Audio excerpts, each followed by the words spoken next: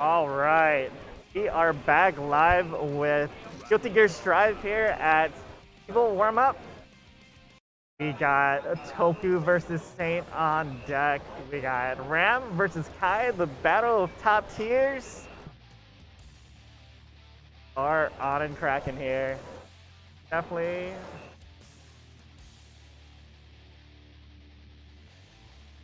Hello. All right, so Toku and Saint. Do we know who's who? Yes. Oh, Toku on Ram, Saint on Kai. Yes. Okay, we're gonna do a button check. Add button checks. Oh. Make sure our GPs are on point. Yeah, the gold burst to ensure that we all know that it's a button check.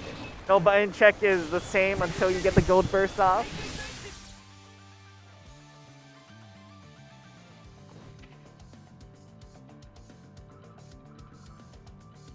All right, you're good to go whenever.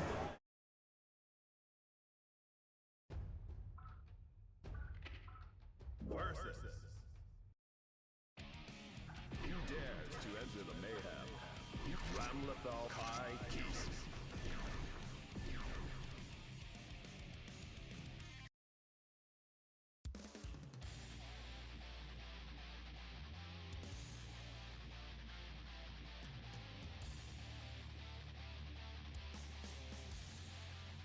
Right. Ramlethal Valentine versus Kai Kisuke. Historically pretty rough for Kai, no?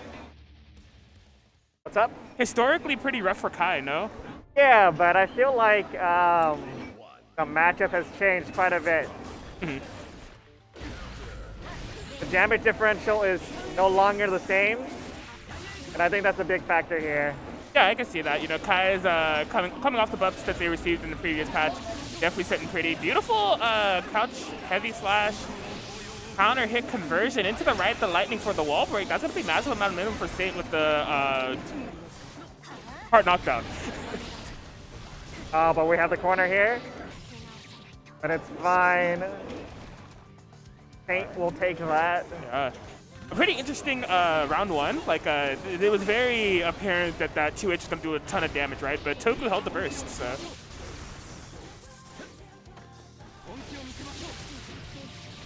All right. Yeah, once again, another exchange where Saint is cashing in a huge ton of damage. And Toku's just really conservative on the burst, not utilizing it to get out of this pressure right at the end, but maybe too little too late. Yeah, so far, Saint has been playing in a range that doesn't really play into the where Kai has a bad matchup, which is where, you know, Ramlethal blocks a button and then she can punish it. But so far, Saint has been playing it perfectly. This is 3. Kai wins. Let me, You wanna do what? Okay. Rule 1. Let me over there.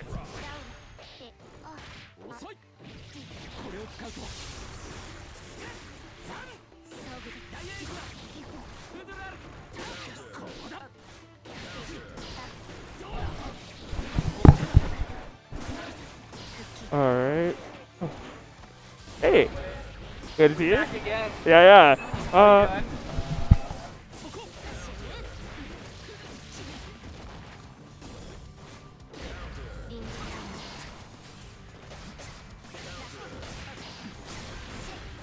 Alright everybody, this is Kakanaka. Is going to be getting Dr. No on commentary. They have the headset on, and I will turn them on now. Awesome. What is up with it, Wizards and Warriors? We're back once again at the Riverside Game Lab. We got pools starting up here. Oh, we're already in there. Saints already running it. All right, I like this. Yeah, Now, I was going to say, you know, like, I've seen a little bit about this matchup. Kizzy's talked a little bit about this matchup. You know, Saint, though, seems like he's making a strong case. I'm liking it. Ooh. Yep. Okay. No confirm. Good jump out. Okay.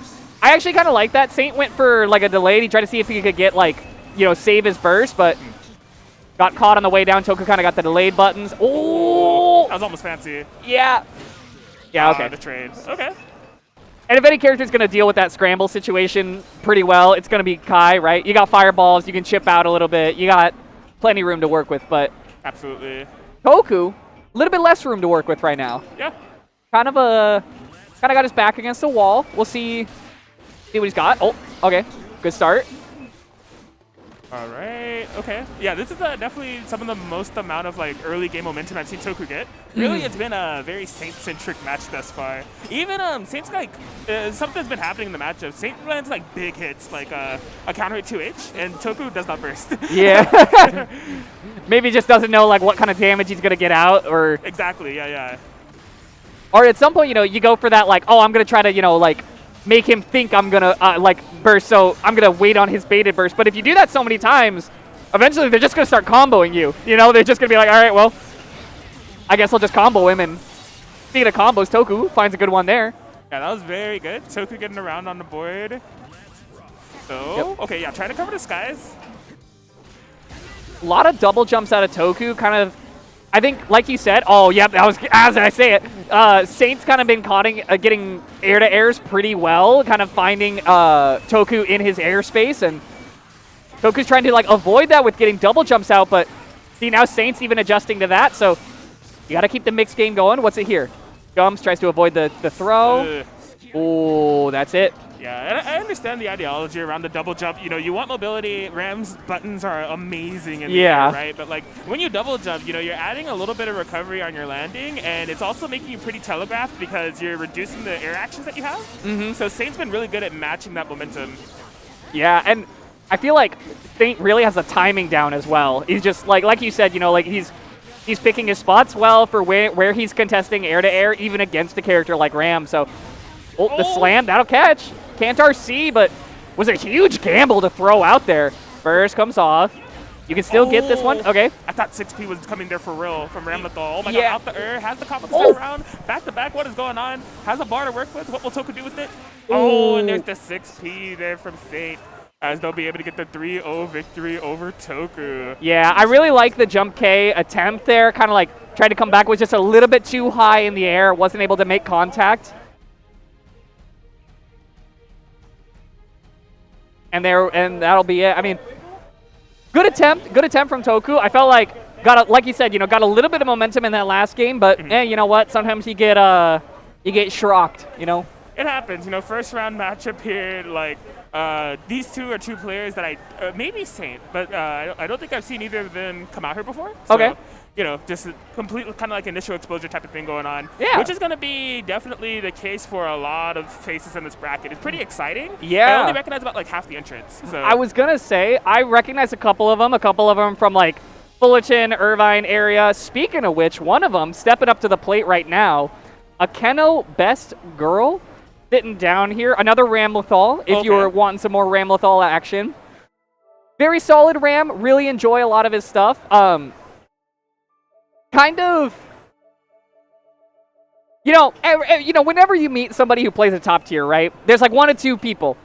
There's the person who is like, no, they're not that good. Come on, like they're all right, you know. Yeah. Or there's the people who are like, yeah, this character's kind of nutty, a little kooky. Yeah. So you're talking about the dichotomy between the down player and the esports. Yeah. And the like, I know what my character is about. I know what I'm about. I'm here to win tournaments. Right. Akeno is definitely in the camp of just knows his character's pretty good. He's not trying to hide anything.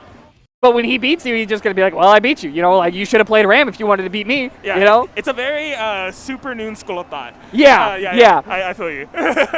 And, I mean, very good. He has the 3-peat now at Owen Tuesdays, which is a weekly that I run over in Fullerton. He's the 3-time champion coming up here. Very nice. Things I would expect to see from him. He's gonna look for a lot of burst reads very early on. If he can get you to bite on 1 or 2 burst reads, he can just take the momentum super, super far. He's a very patient Ram, not very mash heavy. But then of course we got Trevor Tsu, who I do not know, who I have not had the chance to meet yet, but interested to see what they got up to the table. Let's go, Trevor. Yeah, absolutely. It seems like they are having a little bit of technical difficulties. I actually want to go up and assist and see what's going on. Yeah, go for it, go for it. Chat, I'll hold it down with you in the meantime. How's everybody been? How's all the Wizards and Warriors out there in streamer land? Appreciate y'all tuning into the stream. Like I always say, you know, I said it last week, or last time I was here, you know, y'all know. I appreciate you guys supporting the locals. Because the locals are what make it, right? That's what we're all here for. We're for some good old local action, getting that road to EVO practice.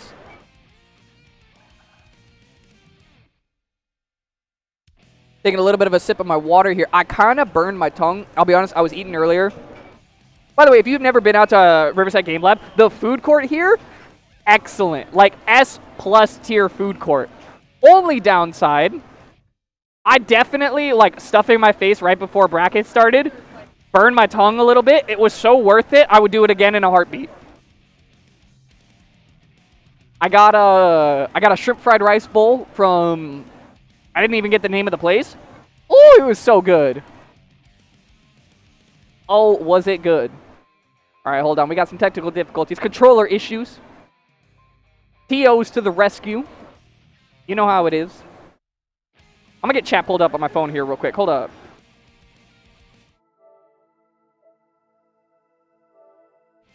Chat, don't you worry. I'm coming for you guys.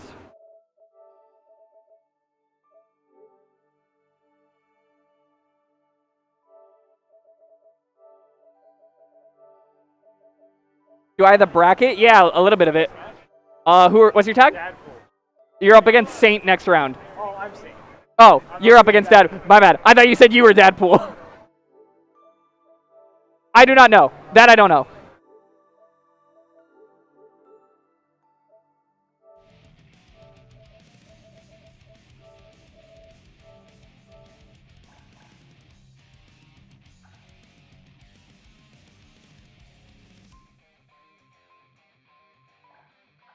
All right, hold up. Hold up, chat. I'm getting the stream pulled up. I want to be able to talk to the people. Because that's who we do it for. It's for the people. All right. Chat, I'm here. I'm locked in. Oh. Hold up. You are the people, Stealthy. What it do? Chat room. All right, there we go. You are the people. Stealthy. I was going to say, I thought you were here. I'll be honest, when I saw you in chat, I was like, hold up. Stealthy should have been here. You're dodging for real. Hey, you know what? It happens. Only you can account for your lost practice, but I know how it is. I was going to go, but my parents were tired. I feel that.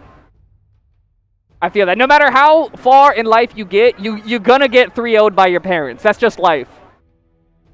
Everyone loses the parental matchup.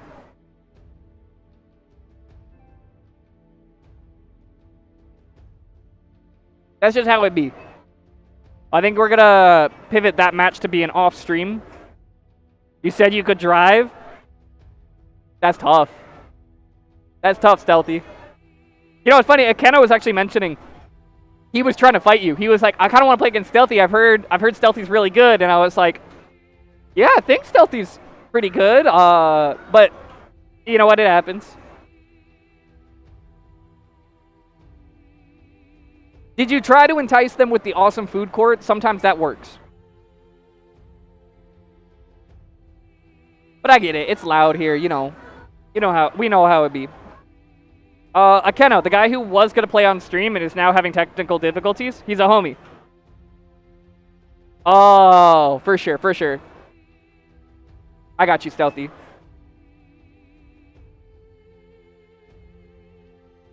All right, but we got, we're going to have some more chat coming up. We're going to figure out what match we're going to end up tossing on stream. We might... I don't know if Dadpool and Saint started playing already. We might just be able to convince them to come up to stream. But I'm looking at the bracket here. I'm seeing a couple familiar faces. Whoever plays Axel, he'll get good practice from him. Okay, for sure, for sure. He's your representative. He's the honorary Stealthy Ninja.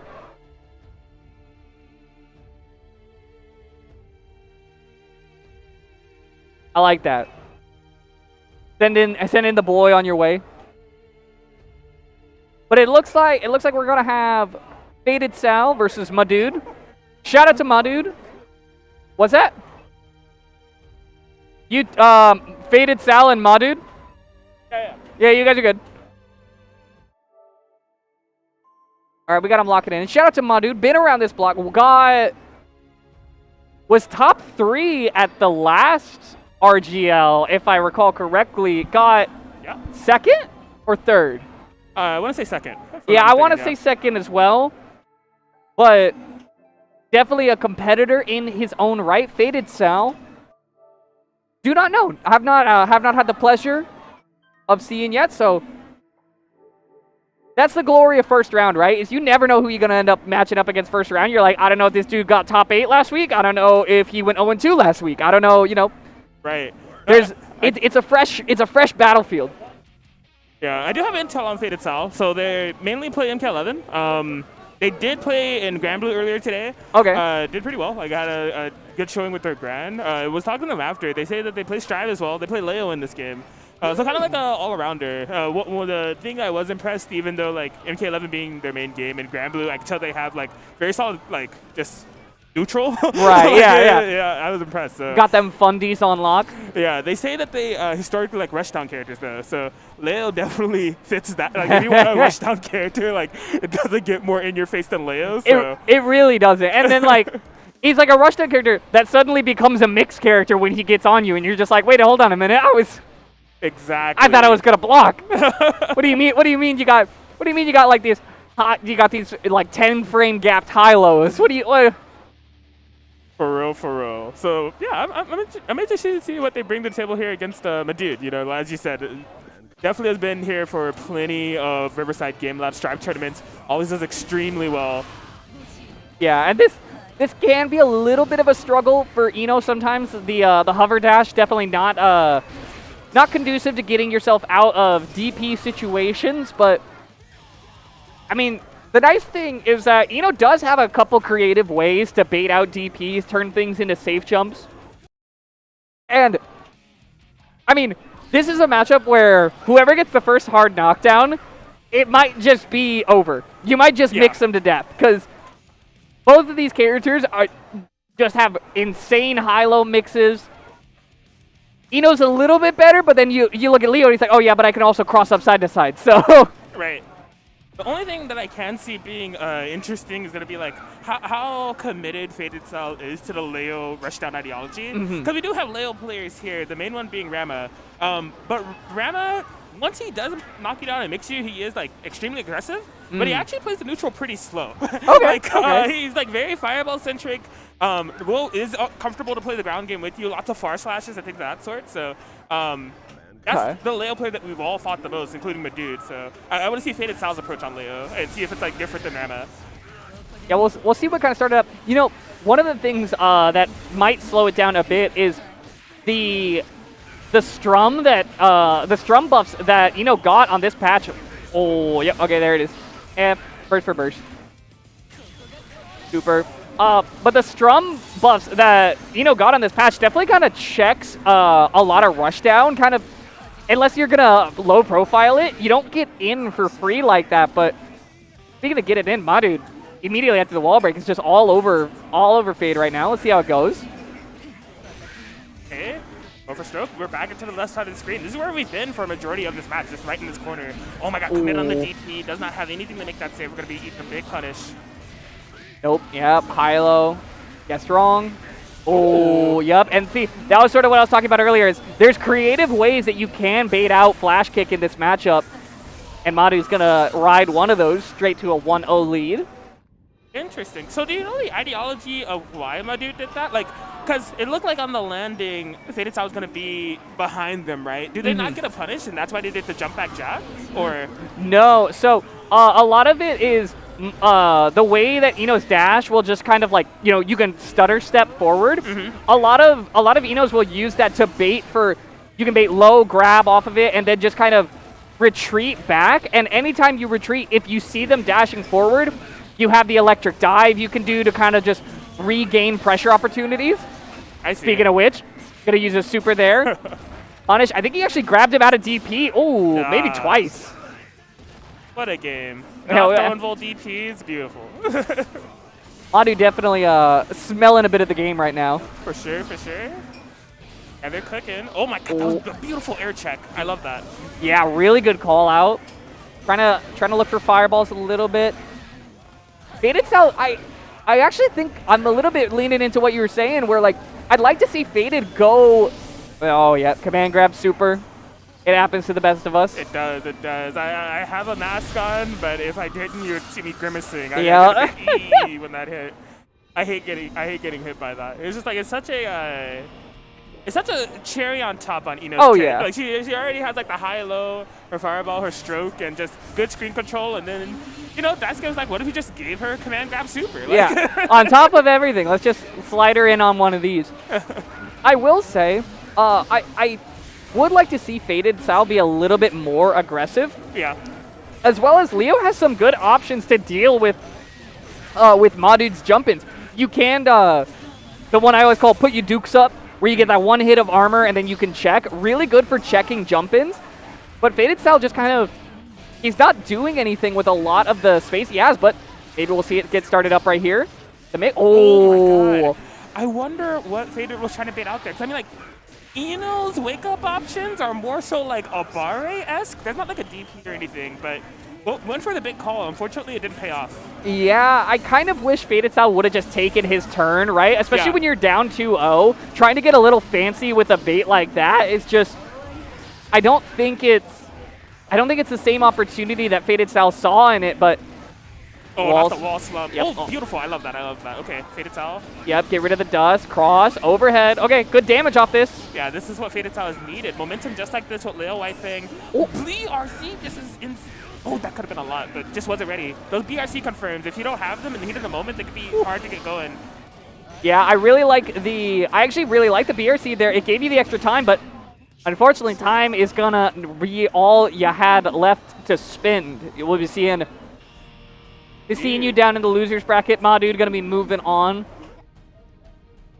Speaking of, like we said, Madude, 3rd seed, pretty, expected to be in the top 8 side of things.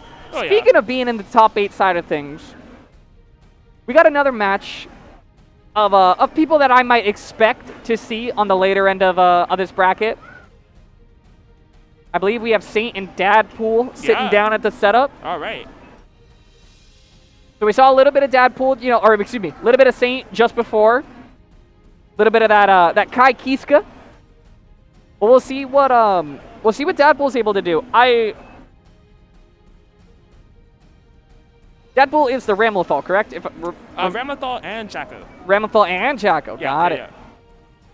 And I know that this is a matchup that Kai can struggle in a little bit. Mm-hmm. There's certain parts of Ram just has a bigger sword.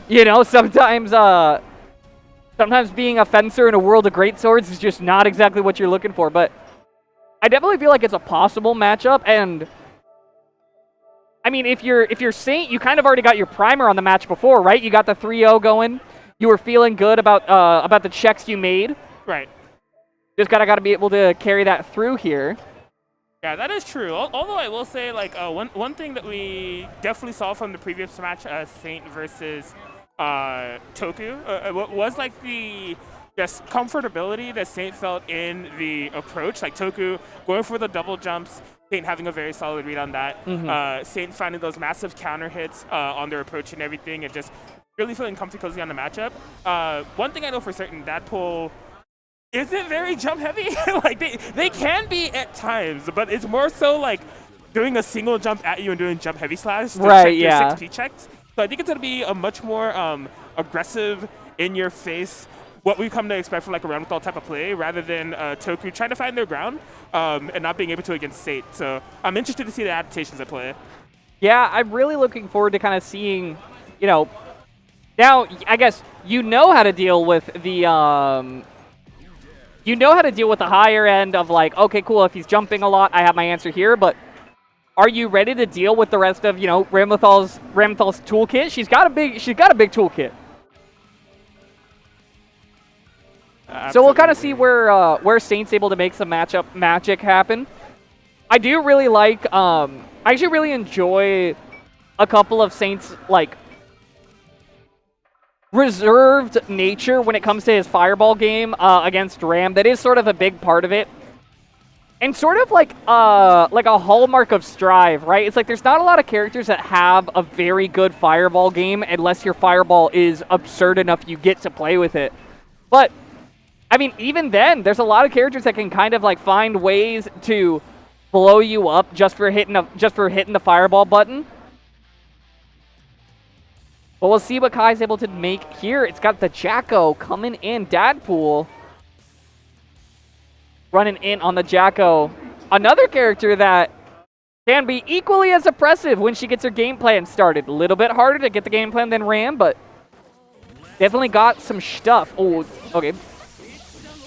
Starting off, yeah, I believe we're just doing a brief button check, you know. Check all the bells and whistles. Throw all the minions out, get all the kids involved.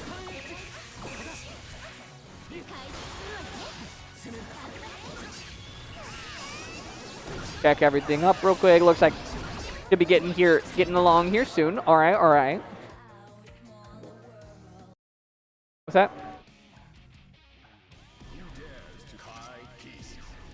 Oh my God! Oh, we get drinks. Let's go. You know what? All right, Dadpool versus Saint underway. Oh, a Jacko matchup here for Dadpool. Interesting. Thank you. Cool. All right. Well, we got Jacko, we got Kai Kiska. Now, you know, we're talking a little bit about Fireball game, talking a little bit about some of the other stuff that Kai can do. Unfortunately, Fireball is a little bit harder to throw because Jacko brings the homies with. Jacko does not show up alone. Right. Anytime Jacko's going out to party, she's throwing texts in the group chat like, hey, who's coming with? And, you know, there's all the boys here to play. And here they go. Oh my gosh, 6B's going to send a couple of them away, though. Oh, okay. Check's trying to run up out of the corner. This is a heavy knowledge check matchup, too. For real. And it's like, it's so rough to prepare for because, like, not only is the pool of Jacko so small, but the character is so expansive nowadays with the buff that she got that, like, I feel like no two Jackos play alike. Oh, like, yeah. They all have completely different setups they're going for. Just a super expansive character, right? Yeah, she's got a lot of opportunities to play zone. She has a lot, like, every range you fight Jacko at, she almost becomes like a slightly different character. Mm-hmm. And then the way that players express that on top of it, it's a very hard character to adapt to. But that's huge. Yeah, good stuff. And now just needs one last opening. It's going to be a little hard because, like, the next hit will chip you out. Oh, there goes the minion. Doesn't get hit. Oh, boy. YRC. Oh, but the... Oh! That's insane. Are you serious? That was so unfortunate. Backdash as the YRC still gets checked by the esports 2K. Oh, my God. Look at the massive 2D counter hit starter. Push into the corner. You are in trouble. Oh. The minion ate the burst. Good spacing there from Dadpool. Oh, yeah. The minions are ride or die. They're like, oh, you want me to take that burst for you, boss? I got you. Don't worry about it. For real. In the setup, that minion's just a little bit of a bait. Oh, the layers. Uses the minion to protect from the stun dipper chase down. I like that. Good whiff punish.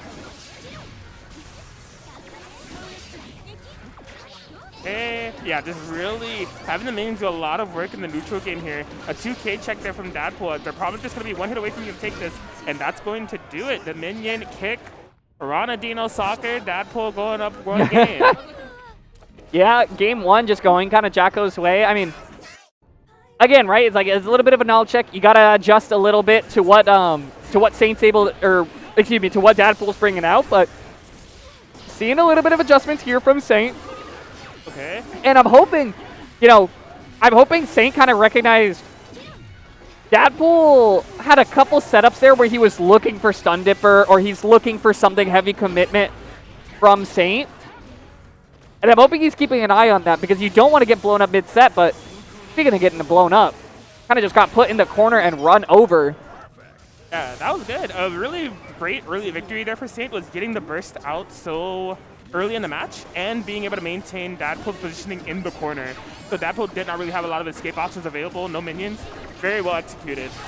A DP, you know, not going to allow for anything to get started, has the shock state on deck. Yeah, oh, okay. I like the look for this 6P. Dadpool just kind of ready for that. Goes for a low option. Ooh, RTL? No. Okay, doesn't take the plus frames. Yeah, I really like the way that Saint is playing the neutral game a bit more active. You know, there are going to be times where you do have to commit to the stun edge, but they're willing to do a lot more like Future Arc kicks and stun dippers to kind of give them more of a dynamic approach to the neutral game. Yeah, and I think that's sort of like what you need. You need to kind of like alternate like these aggressive versus like kind of reactionary options with how you deal with minions. Ooh. Air to air just to check him, see if he caught Saint pressing a button. Oh my god, yeah, well, wasn't able to kill, but double hitting overhead. Another lack of kill option from that point. I think that was 2 in a row that we missed out. That is the way to go. Just ran into the JD. The jump D, the like slow little orb of destruction that flies on out. Does end up catching. Unfortunate, but I mean, for Saint, you can find yourself in a position where you don't have to worry about Dadpool's next burst. Oh my gosh, okay, we're throwing out a little bit here. Future Arcs are a-flying. Yeah, Saint, I can sense a little bit of frustration with the minion pressure just kind of piling up, and Dadpool relentless. Like, in the earlier parts of that round, Saint, like, recognized they lost 2 neutral exchanges and was trying to back up. Yeah. I felt like it was more of like a player thing. They were trying to like calm down, reset the neutral, and be like, I need to get my head back right. But Dadpool like recognized that. I was like, all right, I'm chucking minions at you. Like, you can't breathe. Like, yeah. I'm gonna make sure that there's something at you that you have to think about, so you can't regain your composure. Yeah, and I think losing that round 2 from Saint kind of maybe imploded a little bit of the like that mental fortitude. You know, it starts to break down the walls of your turning anxiety, and I mean, we'll see if Saint's able to make a recovery here. Gonna have to deal with a lot of mix right now. Oh my god, yeah, this character is so funny, dude. Like, even the funny thing about like Jacko's type of pressure when she has minions out and she's doing like IAD jump heavy slash and stuff is like the jump heavy slash is the layer 1 on like the cross up. Even if you block that, there like could be 2 or 3 other mix-ups right after that. It's like if you don't have the wires here to burst available, it gets very overwhelming very fast. Yeah, and like it's sort of like that compoundingly bad situation, right? It's like, oh, I didn't react to that mix. Right. And because I didn't, they put another minion down. They put something else to add to the layers that I'm dealing with on my block. But casual, like almost like 40-50% right there. Dadpool, good situation. Okay, I like the RC into the 6P on the minion to try to keep Dadpool in this corner. Saint having some good positioning. This is very doable. Yeah, really good blocks on that last exchange. Trying to make it work. Stun Dipper chases. Dadpool not quite as far away as he thought he was. Checks with 2K. No the wake up super. That's going to connect, yeah. It's a ton of damage too. Oh. Dadpool throwing out the minions, trying to build another. You hit up there? Are you kidding me? That was so good. I loved that from Dadpool. Yeah, the minion's getting a huge catch there. Oh, tries to get up there for the air-to-air grab, but not quite going to get it. Ooh. Man. Catches him with the stun dipper. What every Kai just secretly wants to press in the back of their head is just, I want a stun dipper you. Pays off there. For real, for real. Okay. Staying alive here. Oh my god, the minions are chucking, trying to get those stun edges. A beautiful snipe right there. Yeah, and I would like to see a little bit more of that. Oh my gosh, the minions just eat the entire projectile. Oh my god, this situation sucks. Yeah, you're going to be locked in here for a minute. And there's so many throw mix opportunities. There's so many layers to this. Gets on out, but takes a little bit of damage on the way. Oh my god, yeah.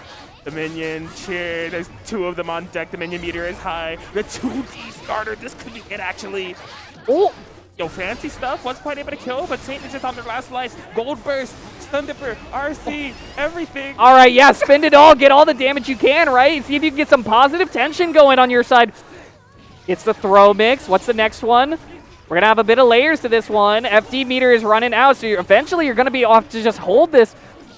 FRS whiffing is really bad. The minion! Oh, but we challenge into it! I think that's the game! That was so clutch there from Saint. My god! Yeah, Saint holds on there. Would you like this? Yeah. Okay, cool. Saint, what a... That was, you know, a little bit scary to push that last button in the end, but it was the one you needed. Now Saint's going to hold on. All right, future high kick. Saint is feeling it. Trying to make it happen here with this Kai Kisuke. Yeah, making it. Oh, okay. Fireball's going to wrap out, but Saint's going to look for more opportunities. And I feel like Saint has really been like kind of like upping his block game throughout the set. It hasn't been opened up quite as much, or at least has to go through more layers. So I'm liking that Saint is learning as he goes, but you're going to need to kind of not let Dadpool get this much momentum. Oh, okay, PRC. Really, the burst? I'm very surprised. Felt like a hero burst situation. A little Saint's life bit. was like so low. Yeah, I kind of get it. If you're Saint, you kind of know your back's against the wall, but Yeah. might have been a little bit better to hold on there. Gets in. Not bad. And again, getting caught by the cross-up jump H at that range is just so bad. Okay. Response RC, that's fair. Oh, Are you serious? That was a call out. What? I don't know if Dadpool intended for that. I could see a little bit of a grin on his face. Oh my god. Oh, Oh, what a that- way to go, dude. Oh, Oh my god. no. Oh no, that's never what you want to hear. Dadpool saying it was an accident, I swear, that he got the counter hit off the Foudra arc. That was absolutely insane.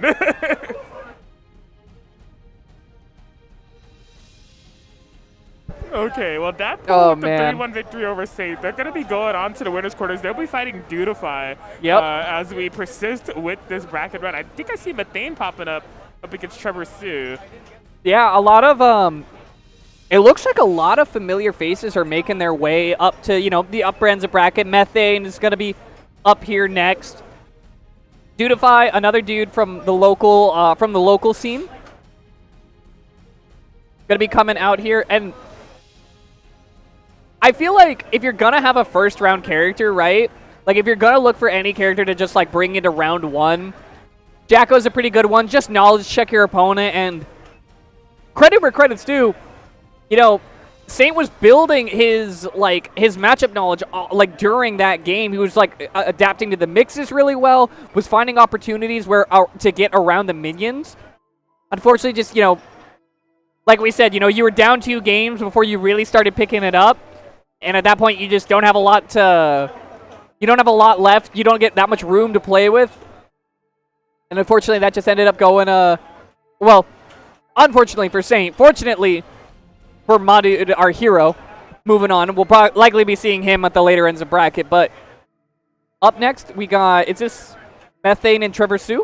That is correct. Yeah, they're currently, there's some weird PlayStation stuff going on here at the moment that I don't completely understand. Yeah, I was going to say, do we know that Akeno got 3-0'd, or did he have to DQ with controller issues? So, interestingly enough, it was Trevor that was having the controller issues. Oh. So they played off stream. I think that is the final result. I was going to bring that up. So he must have fixed it and went to work. Yeah. Because I was going to bring that up. You were saying that Akano is currently like undefeated or on a streak in... Yeah, on a little bit of a win streak out in Fullerton. Granted, we're a little bit of a smaller scene. Weeklies, we get about, you know, like 10, 11 entrants per week usually. But, I mean, Akeno going out like that is a little surprising. I don't imagine that'd be an issue. That'd be a question for him, though. We got some more technical difficulties, chat. Don't you worry. We're gonna get everything fixed up for you. In the meanwhile, chat, how y'all doing? Check in with chat again. It's your girl, Dr. No, already in the building. But yeah, you know, I guess I'll take a little bit of time to talk about Owen Tuesdays, you know, like what that scene looks like. Owen Tuesdays, local tournament out in Fullerton, you know, if you're in that area or it's close enough and you want to make your way out. Pretty fun tournament. Owen Tuesdays is definitely a little bit more lax, a little bit more casual. We just kind of run it for the fun of it, you know, for the culture, get people their practice. But Akeno's been making pretty good strides over there. He's kind of had some... He's had some close games. You know, there's a couple other pretty good people, but he's been holding his own on that three-peat. I know we have some, like, other good Rams that come out of there. Major John, shout out to you if you're watching. Also Cotton. Cotton also another very, very good Ram that we have. And I say very, very good, but I mean, you know what? Akeno came out to try to prove me wrong. He got 3-0'd. That's tough. I want to see how Espio's doing real quick, because Espio is my other boy. Where's Espio? Oh, Espio did. All right, Espio won his match. We moving on to face Pocket. Okay. I'm also a fan of Pocket. Dadpool takes that 3-1. Who else we got in bracket? I'm gonna take a little bit looksies with y'all chat. We got Dadpool versus Dudify. That's on the horizon, but we got the rest of winners round 2 right now. Methane versus Trevor Sue. And Garlic Bread versus Flo Nominal. Flo Nominal, another Fullerton regular. I actually really, really like Flo. Been making that come up on the Chip, the young Chipperson. Big Chip fan personally, if I do say so. He's really good. He's definitely still getting there though. Just getting a little bit of consistency going, you know. That kind of stuff. Maybe a little bit of adjusting. I believe he was an Exerd player. He was a Chip player in Exerd as well.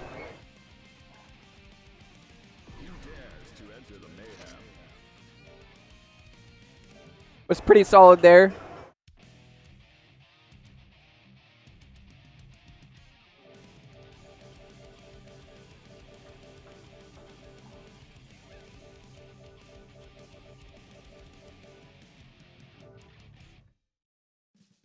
Kevin Ha was very gracious to offer a drink to the commentator, so I'm sipping on a Midori Sour right now.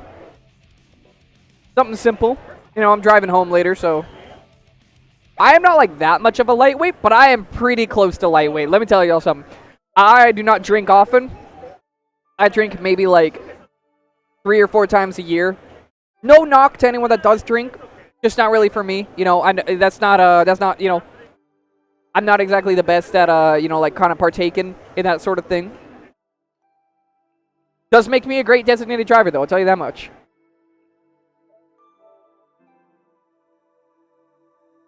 Ooh. But something sweet like a Midori Sour. Just tastes like a Jolly Rancher. Like a little sour. It's awesome. I love Midori Sours.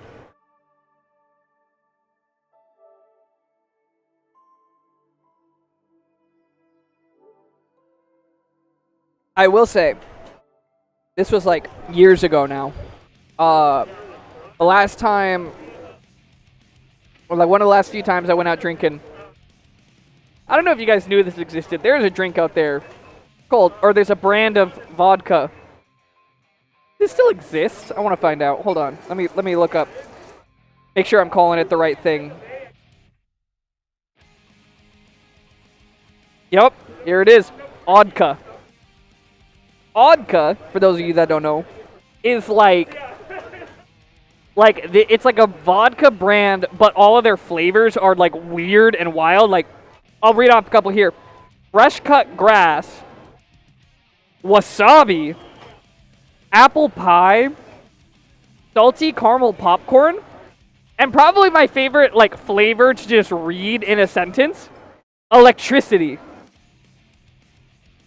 Electricity. Who the fuck is out here drinking electricity flavored vodka? That is like an energy drink flavor. But anyway, I had one of those. I think we had like fresh cut grass. What's up? That's electric? That's what I'm saying. Like, it was kind of hype. Unluckerson. I've never been to Burbank either. Okay.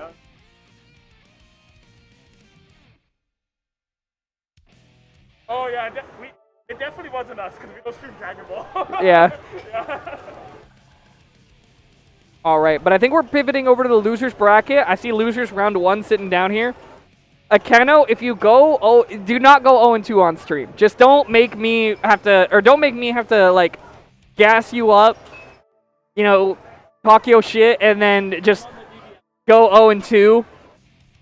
Well, I mean, here's the funny part about this. So, okay, well, to bring everybody up to speed of what's going on. So, Trevor Sue was called to stream yet again. The first time they were called up to stream, their stick was just like not working. Like we couldn't get anything to work. Home button, nothing. Like nothing was working. So we had to play off stream. Right. They come up again. The home button is working. All their face buttons are working, but the actual stick itself is not. They cannot move. So I'm like the first issue was already bad enough. I didn't know what to do. The second issue, I have even less of an idea what to do. Like, and like with the controller plugins, it's very much like either it works or it doesn't work. You usually don't progress to getting, oh, well, now I have 3 buttons, but my stick doesn't work. It's just weird. So we have Trevor Sue playing off stream, but you know, I was telling the person that's running brackets for us that they were like, we'll get Zex and Akito best girl, and I think this is a fantastic match to have. You may like look at the bracket and be like, losers round 1, but like Akito best girl, as you said, undefeated at the Fullerton local that you've been running. Yeah. And Zex we've had here a couple of times. A very, very strong Giovanna player. Recently has made the switch to Kai. I was talking to them a little bit before the tournament. But I think this is going to be a very good match. Like, I've been impressed with Zex playing against them actively and also watching them play. Yeah. So I actually want to see how this goes down. Yeah, definitely. I know Akeno does have a good amount of Giovanna experience. SBO, who is also in the bracket, is our other local. He's also very solid, very good Giovanna. Took our monthly this last Sunday. Okay. And I believe he's on the 2-time right now for winning the monthly. So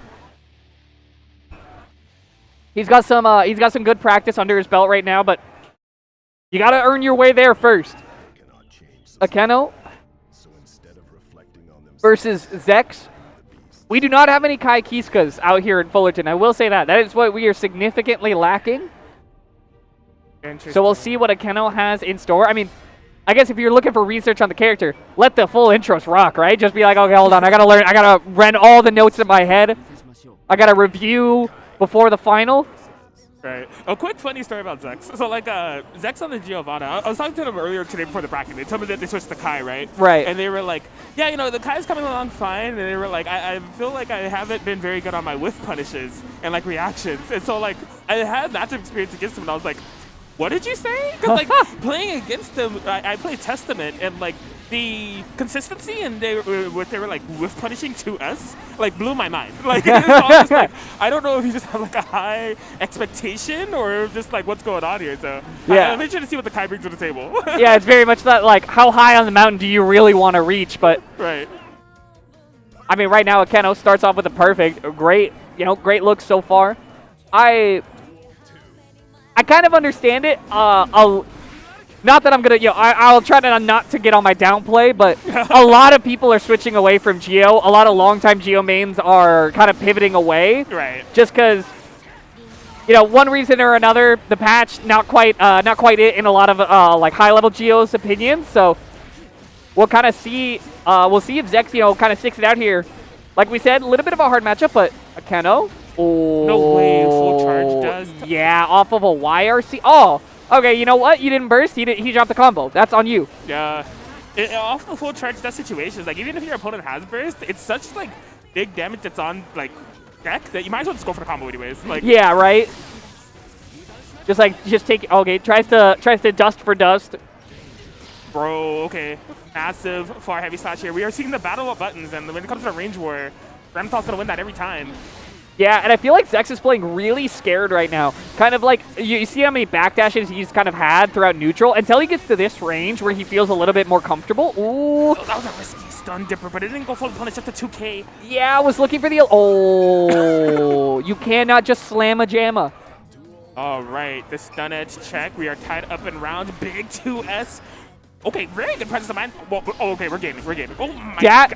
Okay. Dash up DP, run into the corner, fully charge your 5 dust. That goes so unbelievably hard. Now I want Zex to win. I'm low key with it. And it was like there were so many like big decisions being made so fast. My mouth could not keep up. Yeah. Like, what is happening? You like if you're Zex, you were just going a mile a minute. All the options before you had seen, and the gold burst. Cool. Just tie it all together. That was actually so cool. I love it. God. I love it. Zex holds on, pulls that round back with just like 3 double downs in a row. It's just like, I'm all in, baby. I know it's going to work because I'm Zex. Yeah. That utilization of Gold Burst was so interesting. Like, Kai is not necessarily the air stall type of character. Like, they have JD and they have jump stun edge, but those tend to work in some pretty niche situations. Not like something that you actively go for an air stall, but like using your Gold Burst as an air stall to call out the anti-air and get full meter, that was an excellent play. Yeah, really good bait on the DP there. And one thing I've noticed is Zex is kind of convinced Akeno that he wants to start jumping. Yeah. A lot of like air approaches. Ooh, okay, yeah, even off the PRC, gotta find a throw. But I feel like this is the right thing you want if you are Kai, right? If you can make the Ram feel pressure to only go for jump-ins, it's a lot easier to exploit than, say, just like dealing with guided, grounded Ram, Far S, and 5H. So maybe some potential here. Oh, do not let him out of the corner. Just keep backing him up. And the second 5D.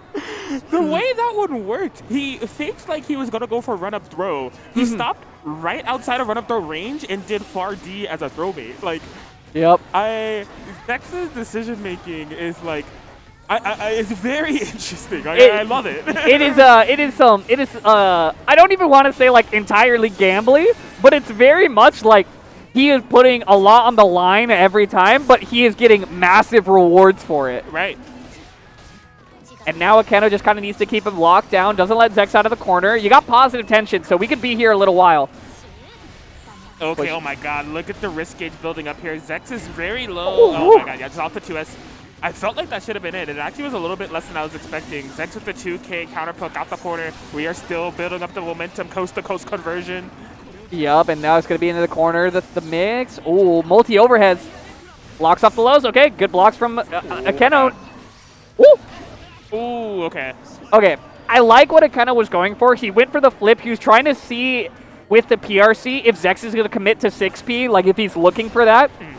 And now that he's seen that Zex isn't looking for it, I think Akeno has right to start flipping a little bit more, just to try to abuse that a little bit more. If Zex isn't going to look for options off of it, that means it's your time, but DP. Still going to get backed up here. Swords recovered.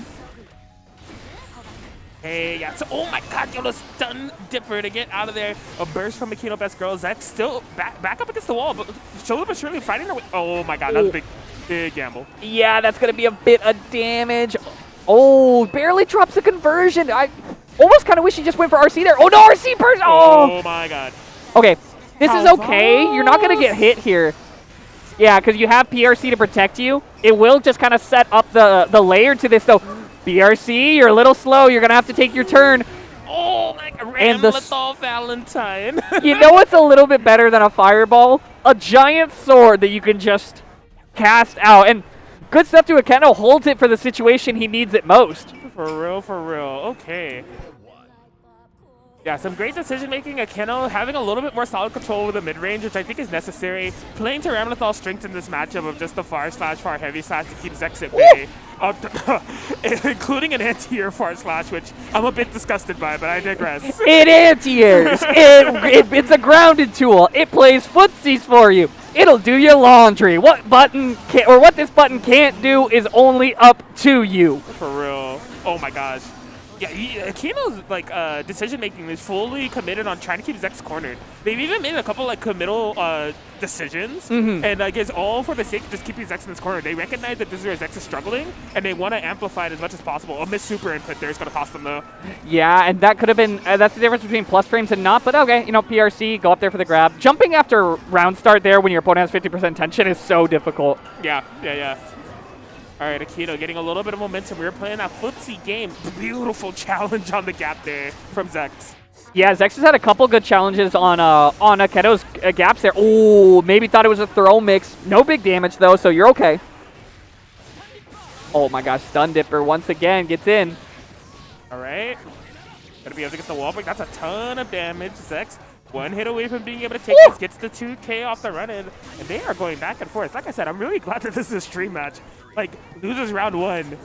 But it's so close between two very good players. yeah, and I mean, I like that Zex has really kind of trained Akeno to play his turn. Like you said, he's kind of keeping him boxed in the corner as hard as he is because he wants to be Ramlethal. He wants to be, it's my turn always, and you just have to hold that. But in terms of neutral, Zex has had some really good opportunities. There it is again. Oh that 2K2D scout that he has where he just delays a little bit. He's baiting button after button out from Akeno, but that's going to be a bit of damage. Interesting going with the Calvado super. I know that builds. Whoa, no way, no way, no way. Where are we going? Go get him. Yeah. I think I'm surprised at the routing here. Shit kill. Okay. Yeah. And, blessing of that super will go full screen. Downside of that super goes full screen. Yeah. So, I mean, you basically hand-delivered yourself a quarter combo to a Ramlethal. I felt like the intention there for Zex was going for a similar ideology when they made that big gold burst bait on the anti-air to air stall. It's just that one is a lot more committal. So it just did not quite pay off for them as we go into this game 4. Woo. That was such a risky flip on it. Oh no, that's not what we want. Combo in the throw. I mean, Blaze Blue soon. Blaze Blue, I'm down. That's gonna be the next DLC character. They're just gonna have air throw combo. Unironically, it could happen. Oh no! I don't want to think about it anymore. Take it back. Take it back. I didn't want it. Oh god. Oh, okay. Really good awareness from Akeno there. Finds out when Zex wants to throw out the DP. Even with the PRC, Zex still kind of was just in a rough spot. Oh, there's a massive start here for Akeno. Zex doesn't have that burst back, so Akeno just has license to kill in this corner. You can see the pressure piling on. They want to find another hit before Zex gets the burst in order to first the post-burst situation. Oh, yep. There it is, the gold burst though. Woo! Doesn't even get the second hit of the stun dipper there. Goes in. Counter hit. Wow. Yeah, respect from Akeno. Just lets him fully charge that. Looking flip. Okay. Yep. Yeah, she is active quite fast after that flip, as it turns out. Oh my god, Sword Oki. Oh my god, there's a little bit misspaced on the flip. Put Ramlethal in the corner, but the big far heavy slash wasn't able to get a conversion. Ooh. Yeah, she's. Oh. Yeah. This is so stressful for Zex right now. Yeah, I mean, you can see the stress on him. He's just sitting there blocking. He's going to spend all of his meter FDing. And unfortunately, it won't get him anywhere. Akeno will be moving on. Good stuff to Zex, though. Was definitely was a little bit gambly, but I kind of like seeing high-risk, high-reward play like that. It was cool. Yeah, no, I really like the thing I liked about some of the gambles that Zex did take is I could recognize the intention behind them. It wasn't wild play that felt like it was just they're on an entire different plane of existence. Some of the risks that they were taking, I'm looking at them and I was like, wow, they tried to do that in order to beat that. Interesting. I may have would have gone about it a different way in that exact situation. That's what I was trying to do. But gold burst to anti-air, the airborne ride the lightning that tried to bait out a jump throw attempt. It was something. So interesting to see them play. That's the first time I've seen them play Kai Kisuke. I know that they're still developing it, but looking forward to what happens with their Kai in the future. Yeah, definitely felt very solid. I felt like even on the defensive aspect was a lot of things where really good picks on DP timings, things like that. The other thing I actually really enjoyed was you kind of see some reminiscence of Geo gameplay in his play. A lot of Geos love to kind of dash up and they'll crouch in your face, right, and then they'll throw out 2P or 2K. They're trying to poke you, make you scared to press buttons. Mm-hmm. We kind of saw the same thing from Zex there, where a lot of times he's running up, he's crouch blocking, he waits just that one beat, and then was getting 2K2D counter hit consistently. Yeah. Yeah, solid stuff. Akeno, best girl, moving on to fight Apple Juice. I believe we're still getting these round 2s together. Yeah, this is SBO, and I believe we're waiting for Pocket. Oh, cool, okay. Who has just shown up. Is now on the scene. SBO versus Pocket. We're back to the winner side of things. Winners quarters finals coming up for you. Now, if you were in Streamerland and you're thinking to yourself, man, I would love to watch a Geo right now. Watch a Geo, you shout. SBO, a die-hard Geo enjoyer. Kind of a player who's very willing to stick to his girl.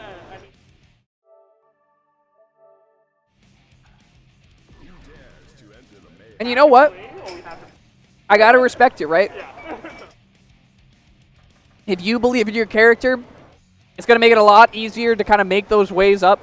Big online grinder, SBO. You can catch him on his stream.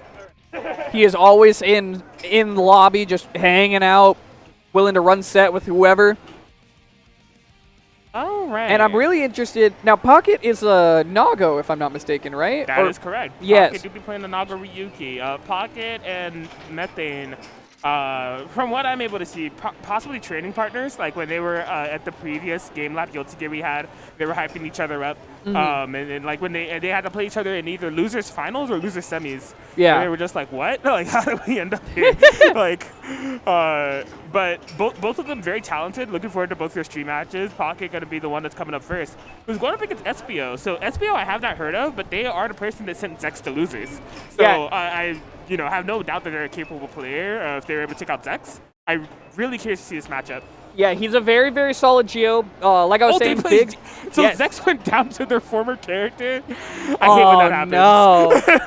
You're like, I could have been doing that. That could have been me doing that 2D from full screen. I've been there more often than I'd like to admit. That's happened to me a lot. Oh, no. It happens. It definitely happens. But I do know that SBO is very familiar with this matchup. Me and him, so he has a couple Nagos that he practices against. Jen and TacFox, who has a Nago around here locally, around my local area. Okay. I've done a lot of VOD review with SBO specifically about the Nago matchup. Just optimizing a lot of things. He had kind of like, one of the biggest things for him was that he did have a while where he was very bad at recognizing blood gauge situations. He really struggled with that for a while. And then on top of that, he was really bad at figuring out how to punish blood gauge situations. But ever since then, he has grown a lot. I feel like he's gotten a lot better. And we were talking about like, one of the biggest ways, and this will be maybe advice to all you out there, if you're having trouble with your Nagos, one of the easier ways to recognize like if a Nago will pop or not, always try to think about it in terms of a flat number.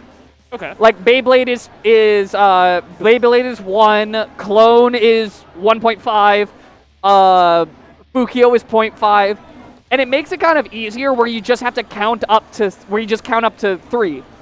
And then you know that they're gonna pop. Can help with the matchup a lot, and kind of like it makes, what SBO said was that it helped him make it faster for when he could just look at blood gauge once, think about what kind of options Nago can press, and then start to build the matchup off of that. But we'll see what SBO kind of looks for here. Oh, yep. That's going to be a great whiff punish. Dash up 5K.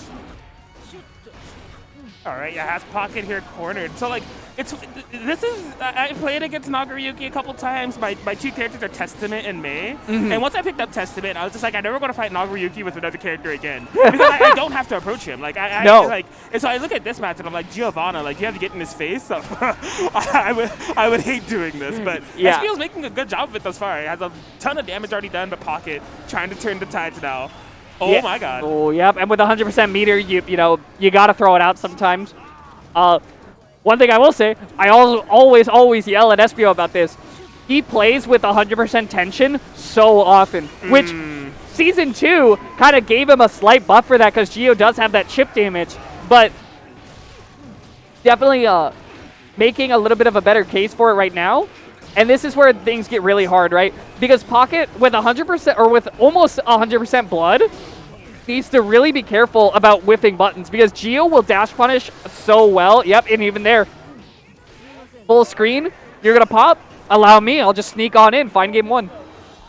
That's what I was saying. That's what I was saying. Okay, so for those of you that couldn't hear, SBO leaned in and said, "I don't miss those anymore," because I've drilled it into his head. If you miss these blood pop punishes, I'm gonna yell at you. Oh my God, the commentator slash coach slash just absolute cheerleader here, Dr. No. I do what I can for the people. I love it. Oh, okay. Oh, I actually really like the BRC. I kind of wish he would have committed a little bit more to something, but I mean, the BRC just kind of makes SBO sit there and be like, okay, I'm not going to push buttons. Right. Okay. And a great round from Pocket. I've never played Nagaryuki, so from an outside looking in perspective, it's purely me just like, you know, speculating, almost instigating. Like, I want Pocket to like dice roll more. Like, especially if they have like burst available. Like, they've taken some really passive round starts, and I'm really curious why. So there is the round start can be a little bit hard. Ooh, okay, good damage. The round start can be a little bit hard, and we'll talk about it a little bit next time it comes up. But I kind of agree. Obviously, Pocket doesn't know this, but SBO is a kind of patient player. That's why he ends up in situations where he has 100% tension. Right. So Pocket can definitely be a little bit more aggressive, use a little bit more of this blood gauge. Trying to be a little bit reserved with it right now. YRC, gonna start up his own pressure. Oh boy. Oh, that's it. Yep, that's punishable now. How to do it. Pocket tying it up. Yeah, and so you brought up the round start earlier. We're going to see a little bit of it here. The hard part for Nago is a lot of Nagos love to start with round start DP, the like the double slash. The Fukyo, yeah. Or no, wait. I know what you're talking about. Yeah. It's like Shira to Zawashi or something like that. Right, yeah. Dio's 5H is faster than that. So that's one of the other options you can do. Fukyo back Beyblade forward will beat that out. And a great start for now. Pocket's going to get burst off. Ooh, yep. Really good options. Hasn't looked for a bite all set, so you know it's coming, and there it is. You're too good. Why do you know so much? Like, you completely explained the route start. You knew the commander was coming. Like, Dr. No. Oh, that was awesome. All right. Well, I mean, and now we're going to get the route off of it. 2K into the 5D. Great start from Pocket, and I feel like Pocket has recognized how important the round start is. Oh, okay. So, again, this was a layer, right? He trained him off. He's like, I beat your 5H. Don't press 5H anymore. Now I'm going to use my DP. Amazing. Dr. Nostradamus, ladies and gentlemen. So good. Oh, man. You know, I played this game a little bit, played fighting games a little bit. Sometimes you just, you know, you get a couple reads going. True, true. All right. Oh, okay. 5K, good counter. Now going to get a little bit of blood back. Yeah, you're going to RC. Ooh, good escape from SBO. A little bit risky, but... Oh, yep. I feel like that's going to kill even with the high Nagaryuki guts. It should. Never mind. Ooh. I am so surprised. Oh, you lost all your points right now. Oh, all of them are gone. Oh. I'm like the opposite of Dr. Nostradamus. I'm just like slacking Atkins over here. Like, It's okay. It's okay. You know, it's not a perfect science. No fighting game is truly... Oh, that Fukyo was a little dangerous. Yeah. So now Pocket's just going to have to wait for SBO to kind of come to him. And you can see, so Pocket's adjusted really well to know that SBO is just looking for him to whiff a button and then use dash up 5K to get in. The unfortunate side is the more passive Pocket gets in these situations, either because of high blood or because he's scared, SBO is going to start eating that up. You're going to see more jump-ins coming out of SBO to help deal with that. Gold Burst, though. Going to add a little bit of trickiness to the situation. Tick throw. Okay, yeah, you see Pocket trying to challenge. We are partying hard. Going for some Rekkas. Trying to go for a shimmy situation. Oh, are you serious? Oh, my God. That traded. That traded. Way. All right. Well, I mean, you know, I guess if you're SBO, the HP lead was already in your favor, so you're not too upset about it trading, but SBO now is going to be, you know, looking at a 2-1. And it was a very understandable decision on Pocket's end. You know, you get the RC, you're able to freeze and see, oh my gosh, this is coming. Might as well challenge, and then like not working out in your favor. Has to be a heartbreaker. Yeah, I mean, oh, okay. Backs up, still looking. Oh, that could have been huge. Pocket just not quite ready for it. And burst. Okay, but you're actually pretty okay with that burst until this happens. 5K counter hit. Oh, yep. Woo. Okay. And the 2S just time and time again, Pocket's getting caught by these lows. And the nice thing about playing into Geo is that you kind of can wait to react to the overhead. It's 28 frames, I believe, so isn't the hardest to react to, but oh, this is a huge round start. Okay. Yeah, already has corner positioning with this, utilizing those normals to try to bring the blood gauge down a bit. But SBO on the cross-up, taking the tide, but Pocket having fantastic counter pokes to keep this life lead. Ooh, my gosh. Yeah, looking a little bit here. Oh, really good answer. Don't let him 2D in your face like that. Jump away from SBO, though. Ooh, okay. YRC in a response. Ooh, okay. And so now Pocket... So, one thing that Pocket's kind of doing is any time that SBO is chosen an option to deal with X, Y, or Z, Pocket immediately respects SBO that he would do it twice. And so far, SBO hasn't really been double committing very often, so I guess I get the adjustments, but oh my gosh, what a gold burst. Jump out of the corner, gold burst. Now looking, ooh. Okay, I like the counter pokes from Pocket, good options. Gold burst. Yeah, recognizing the dangers of being in the corner, trying their best to escape, but Nagaruyuki's poor mobility, not allowing for that to be a reality. And now it's the SBO show in this corner. Strike throw, wake up super for throw. Oh, no, wake up jab. Oh my god. I was right and I was wrong. SBO is the one who's going to go for it with 100% tension. Once again, the way you found game one is the way you're going to take the set. SBO will be moving on. Good stuff to Pocket. Definitely kind of can be a little bit of a harder matchup for Nago if the neutral exchanges kind of get dragged out the way they were. Yeah, I really like this bracket because it's like a very solid mix of people that we've seen around here in Riverside. And it seems like there's a mix of people that you're familiar with in your area. Yeah. And then just some players I've just never seen before at all. So like SBO moves on in the winner's side top 8. They have to fight the winner of Dadpool and Dudify. Like Dadpool, a resident around here. Dudify, I don't know if I'm too familiar with. Are you familiar with Dudify? I am. Dudify has shown up to a couple of our tournaments.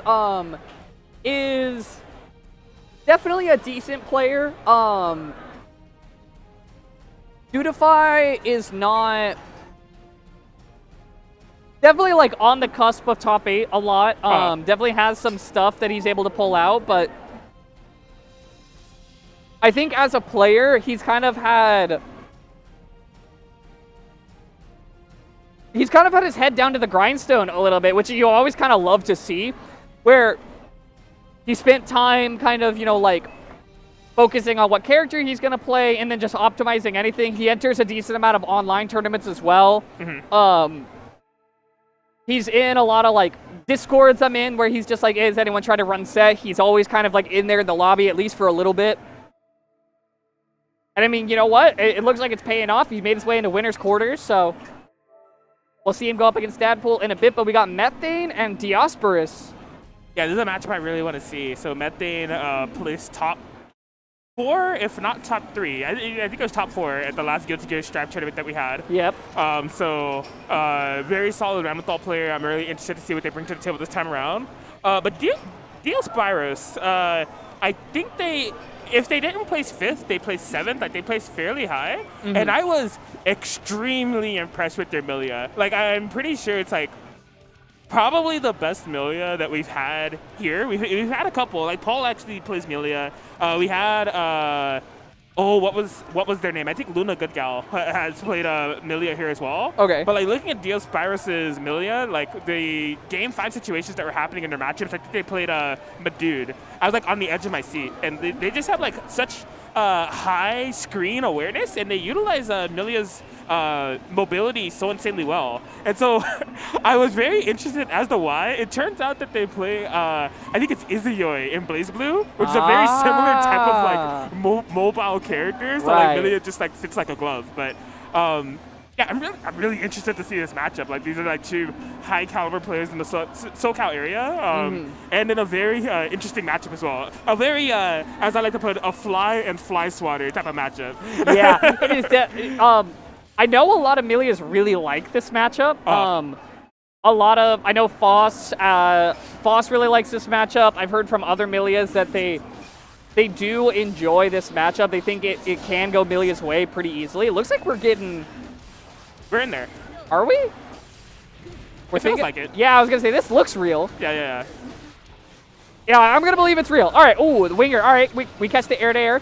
And so this is sort of what makes, what can make the matchup decent for Milia is a lot of Milias feel like they can really challenge what buttons Ram gets to press to try to contest air-to-air. And speaking of which, can't press the burst button right there. Ooh, that was... No, I got mixed. Yeah, I blocked wrong there. I'll admit it 100%. I got schmixed and mixed. They can be making Bisquick on me right now because that was all over. She's like, the way that she controls the screen with Milia is just like so overwhelming. Like the mix is always there. The conversions are extremely clean. Like, it's a very impressive Milia player. Yeah, and ooh, okay. And so I'm kind of curious to see how Methane's going to start dealing with a lot of the options that that Diosporus is looking for, because a lot of these exchanges off of just jump-ins and off of like, what's the word? The angles, excuse me. The angles that I'm looking for from Diosporus to find a way in. Methane has just not been able to get up there and challenge, but we're not even seeing things like 6P or like dashing out from under the Milia. Right. Milia is one of those characters, I often say this, especially in Guilty Gear, it's like, you know that the matchup is not going your way if you're watching Milia play the game. Like, if she's just like really dictating the pace and you feel like that you are not getting a chance to play, you're just constantly under pressure, it's really kind of putting the spotlight on you to make sure that's not the case, because the lose condition for you is watching her play the game. Like, yeah, it's when you are taking your guess from the three-way mix that you're about to get hit with, and you know, you never want to be the one gambling. You always want to be house if you can, right? Yeah. You're way more likely to win from there, but it could be easier said than done, though. I mean, like, Dark Spyro, like, I feel like from the round start of the previous, like, the first round that we had in this matchup, has not let off the gas. Like, they are just taking the fight to Methane, and Methane just, oh my god, the bad moon. Perfectly executed. That's a mix-up option we haven't seen throughout the entirety of the set. It's just, like, an onslaught of, like, mix tools. Like, it's such a good play. Yeah, and, I mean, and this is where, like, the matchup can definitely kind of, like, implode if you're not ready for it. A lot of Rams start to feel this, like, panic of, like, I haven't had control of the set in 3 rounds. I would like to stop getting hit, please. Oh, yeah, it's a very uncharacteristic feeling for Rams. Yeah. I feel like I don't have control of the set, right? Exactly. And so now I'm getting a little bit of it back here. The throw, yeah, OTG won't kill, but the next opening will. RC, the dust. Okay, will connect. Good stuff. Methane going to find back around here and held on to burst. So we'll be able to look for a little bit more. Ooh. Oh my god, that is rough. Yeah, so that burst is gone. And what has been a case of like Methane's downfall in these matchups is like not being able to escape on defense. So it's going to put a lot of pressure on them to maintain this corner situation. So far, so good. That risk is a cranking. That Spyro's trying to find a way out. Yeah, and I mean, I wonder if Methane even knew he was going to be blocking a burst there. I think he was, or excuse me, if Diosporus knew he was going to be blocking a burst there. Because it kind of felt like Diosporus was waiting for Methane to take his turn. He's like, oh, I'm in the corner. I'm just going to give him the opportunity. And Methane kind of went for a little bit of high risk on it. Not going to complete the Rekka, getting these dash cancels. Not able to jump away. Methane still going to get locked down. God. Oh, that's huge. Tries to beat out the burst. Oh, yeah, I recognize the ideology there. It honestly ended up paying out. There was a burst that was delayed, but that's still a dub in Methane's favor, I feel. Yeah, definitely. And sort of in those situations, I always try to say, you know, you should. Oh, that! If we had kept mashing jump E, that would have been huge, but I don't know if it even would have been around. Now just need to find one final hit, try to get in here. Capel. Oh my god, running under the upwards sword toss, trying to go for some throw baits. Beautiful stuff here from Dasburrows, keeping the pressure going. Into the corner we go. Next touch can do it. What do you do? RC up. Oh. Oh my gosh. Piercing the ground with the jump heavy slash. Methane stays alive and ties it up 1-1. Neutral jump into jump H. Just, I am going to point my big sword downward, and I am going to hope for the best. And you know what? Gas rises, right? So Methane's going to rise to the top of that game, but it doesn't look like he'll be up there for long. Diospris is right back all over him into the corner. Oh my god, Gold Burst? Okay. We out here? Yep, opportunity.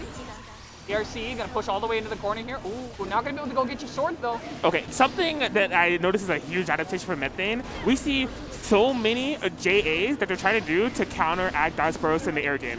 And I think it's making a huge difference because it's like rather than sitting there and watching this fly like go around the screen, we're actually trying to chase it, you know?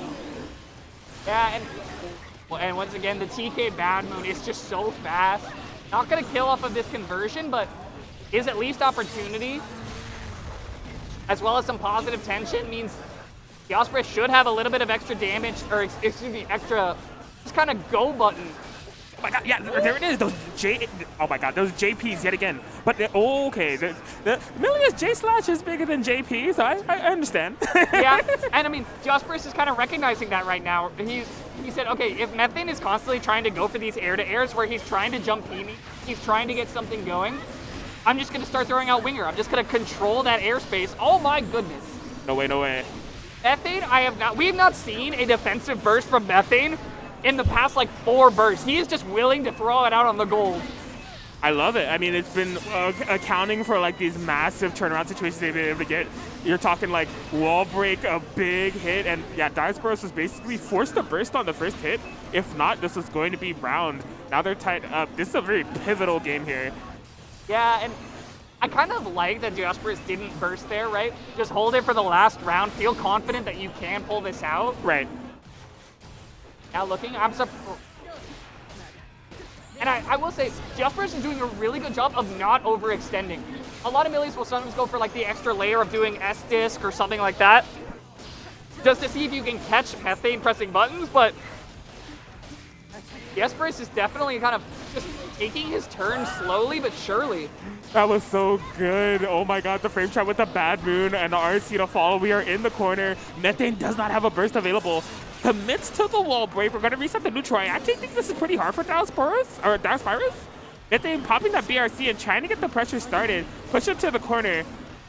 Yeah, and now just needs to find one final hit. I kind of disagree with the BRC. I would have liked a YRC save opportunity, but yeah.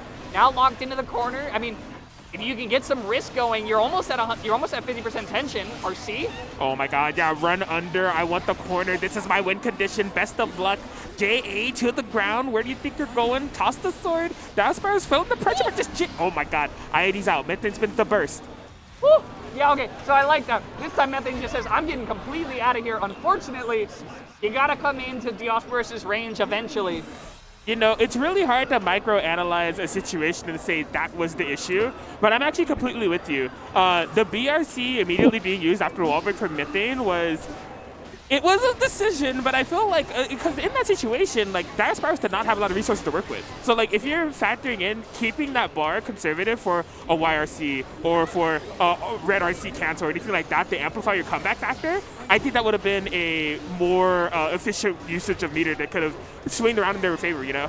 Yeah, and the other issue with it is, and maybe Methane is kind of catching on to this, but we'll see how it goes, is for Milia, the further she is for you, the more of her jump resource she has to use to get in on you. She can't jump in IAD forever. Right. So the further away you are, or the further away she is, the more likely she is just to come in with an overhead that you can YRC and you can turn into your pressure situation. But right now, Diospris seems to have taken a firm lead. The lows, my gosh. The mix, oh my goodness! All over the place. The just blocks from Methane, Bruh. keeping it alive, but oh no! Okay. Yo, she's so clean.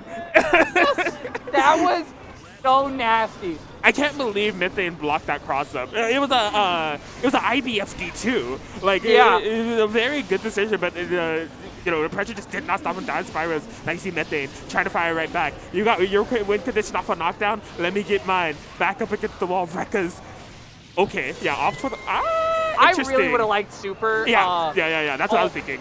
And there it is again. Yeah, I feel like these RCs at round start are really not benefiting Methane a whole lot, but good blocks. IBFD, no less. Yeah, creating that space yet again. Okay, now gonna get caught by this one. Burst, are you gonna commit? No, holds on. We're going through the wall. Yep, this makes sense. Activate the super. I know that Milia's like knockdown game off a wall break is not like the best, but look at the damage. Methane back up against the wall. Both players have burst. Oh my god. Oh, goes for the slam. Beautiful air stalling there from Spyros to avoid it. Oh! That's it. Beautiful. That was Spyros. Yeah, huge call out at the end. I mean, Methane might have been the gas, but Diospris was the one who was kind of tooting on him right there at the end. That was just... like, I guess he didn't have a whole lot of options at the end, but I definitely would have liked to have seen from Methane just a little bit more... I feel like whenever somebody's that willing to consistently RC on the wall break round start, it never is a great look. It's always kind of like, you really want, you either need to have like a very solid plan, or you're kind of desperate to have a plan.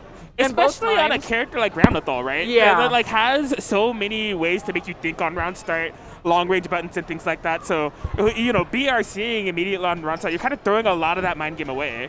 Yeah, and I mean, it was I'm sure he had trouble recognizing it in the moment, but twice in a row, all Diospris had to do was jump. Just jump away. Just jump, double jump back. Not in range of an air throw, not in range of any risk. Yeah. But either way, we're going to be moving on. Garlic Bread versus Flow Nominal. All right. So, yeah, word on the street. So, if you do exclamation point bracket in the chat, you're following along with what's going on here. You, sorry. Oh, you're good. You're good.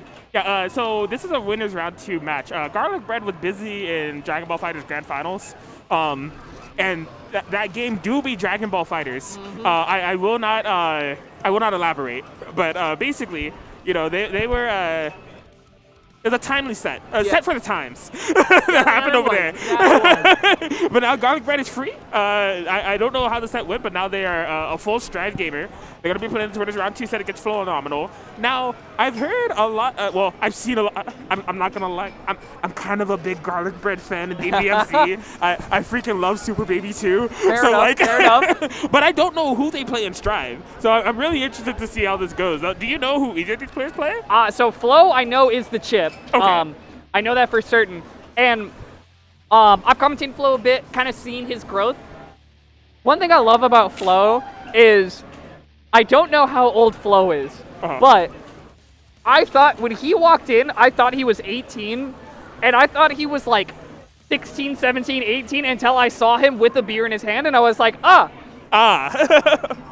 you are not the child I may have thought you to be, but versus Gold Lewis. Now, I don't know how much GL experience Flow has, but this character got pretty good on this patch. Has some crazy shit, and there it is. The drone is quite certainly a button. You're gonna have to figure out how to deal with that. So right now it feels like Flow is playing neutral very solidly though. Yeah, Gold, Lewis, Jacko, Testament are all under like the same school of thought of like Season 1 DLC that got added to the game in Season 2. Yeah. So we're like, none of them were like necessarily bad in Season 1, but like their win conditions and overall threat level in this version of the game is just like increased tenfold. And so like people that have dedicated time to the character, they're like popping off right now, and like it's really hard to kind of navigate that as a defender if you don't know what they're capable of in this version of the game. Right, and especially like GL, where a lot of his shit looks the same. So you're like, oh, I know this one, and you're like, oh wait, how plus was that one? Excuse me? Yeah, I feel like out of the three of them, he's probably one of the most polarizing because it's just like the Behemoth Typhoon, the amount of like presence, it's his game plan. It's literally his game plan is that one move. And the amount of presence it has in all aspects of the game and his overall damage potential, it's really rough if you don't know what's going on. That definitely is going to come into play. And I'm hoping, for Garlic Bread's case, if you play the EBFC, you got to have good blocks. And I mean, that will come in handy against a character with setups like Chip. But right now, it just feels like Flo has done a great job of navigating neutral. Next, overhead. Beautiful. Are we bursting? I don't think we're bursting. I think we're holding. Oh, yeah, I think Garlic Bread had faith that that wasn't going to wall break. They were correct. Oh, my God. Yeah, win for the check as Garlic Bread goes up game 1. Yeah, and if you're, and obviously this is like, you know, shoulda, coulda, woulda. If you're Flo, you really need to be looking for YRC there because Flo did not have enough meter to FD out a full string from Garlic Bread. You are going to die to Chip in that situation.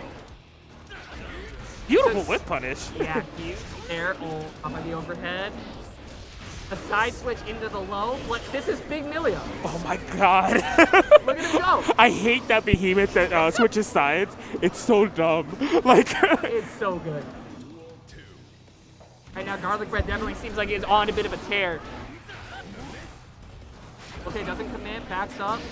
Oh my God, huge opportunity off that counter hit 2H, but did not have the proper conversions available. Yeah, it was tricky. It tickled, but it was tricky. Yeah, not able to get a huge confirm. Was kind of just like a little, you know, a little fancy throw. I like. Okay, command throw. Yeah, Phenomenal is getting the hang of it a little bit. I will also say the one thing I love about Flo is Flo does not have chip brain, where every other chip on the planet. Oh, I think you're dead. So yeah, you're definitely dead.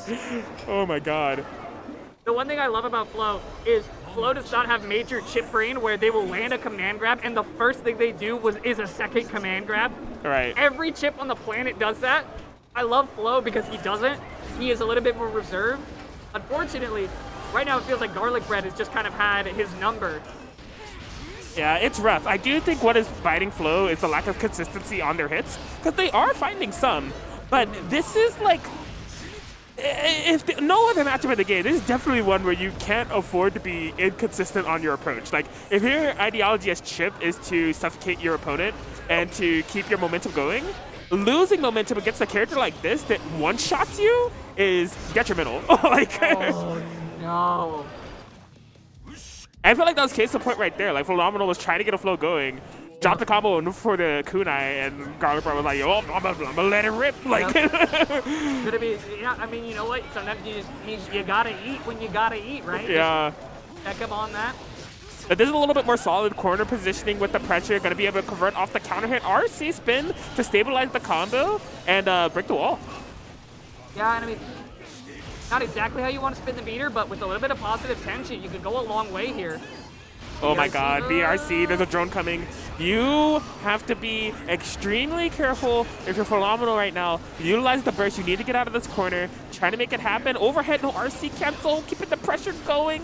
Oh, no way, no way. Grab off, it's not gonna happen. You need to block your way out of this one. Oh my God. Garlic Bread. You know, I mean, that's why when you go to restaurants, they charge you a little bit extra for Garlic Bread, right? Because you get results. True. Takes that 3-0, gonna be moving on in bracket. All right. I mean, good stuff to Flo. I felt like Flo had very solid neutral throughout that entire set. It was just a couple here and there situations. Yeah, honestly, I feel like I agree with you. I feel like they had solid neutral. It really came down to lack of snowball potential because like not really able to convert your combos, but not convert it into like threatening enough Ogi to keep Garlic Bread on the defensive for a significant amount of time, and just scrambling. Like Gold Lewis is one of those characters that you definitely don't want to find yourself scrapping with. Right. Like you want to, if you want to beat him in a death by a thousand cuts type of way, you want to have control of the matchup. And so like losing control and desperately trying to regain it against a character like that, you know, you saw so many JDs come out as a stop sign, leading to Behemoth Typhoons, leading to, oh crap, I'm Chip, I have no life. Like, it was rough. Suddenly, everything is pain, and, you know, not that Garlic Bread had to win less situations, but the HP pool was kind of coming into account, right? So many of those games, Flo got Garlic Bread relatively low, but just wasn't able to bring it all the way home. But either way, I'm sure we'll see a little bit of Flo in the loser side of things. Right now, though, Dudify sitting up at the station. We will have Dadpool shortly thereafter. Awesome, awesome. I'm interested to see how this one plays out. Which character did you say Dudify plays? Dudify has gone on a little bit of a character journey. Okay. I don't actually know where he has settled most recently. Seen a little bit of Kai, seen a little bit of GL, seen a little bit of kind of pivoting between the two. What's that? Is there a way to turn it up? I think it's already at max value. I believe so. Yeah. I can double check.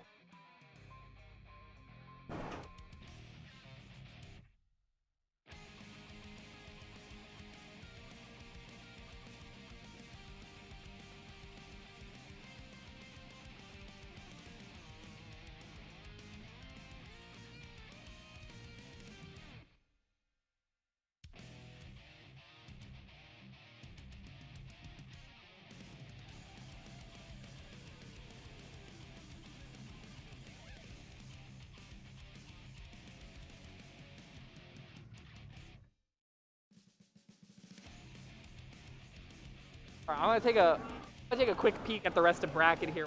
Got a little bit of time. I want to see how losers bracket is going. Okay, Akeno making his way along. Got a 3-0 over apple juice. A quite tasty beverage, unfortunately not up to snuff. Saint versus Kit.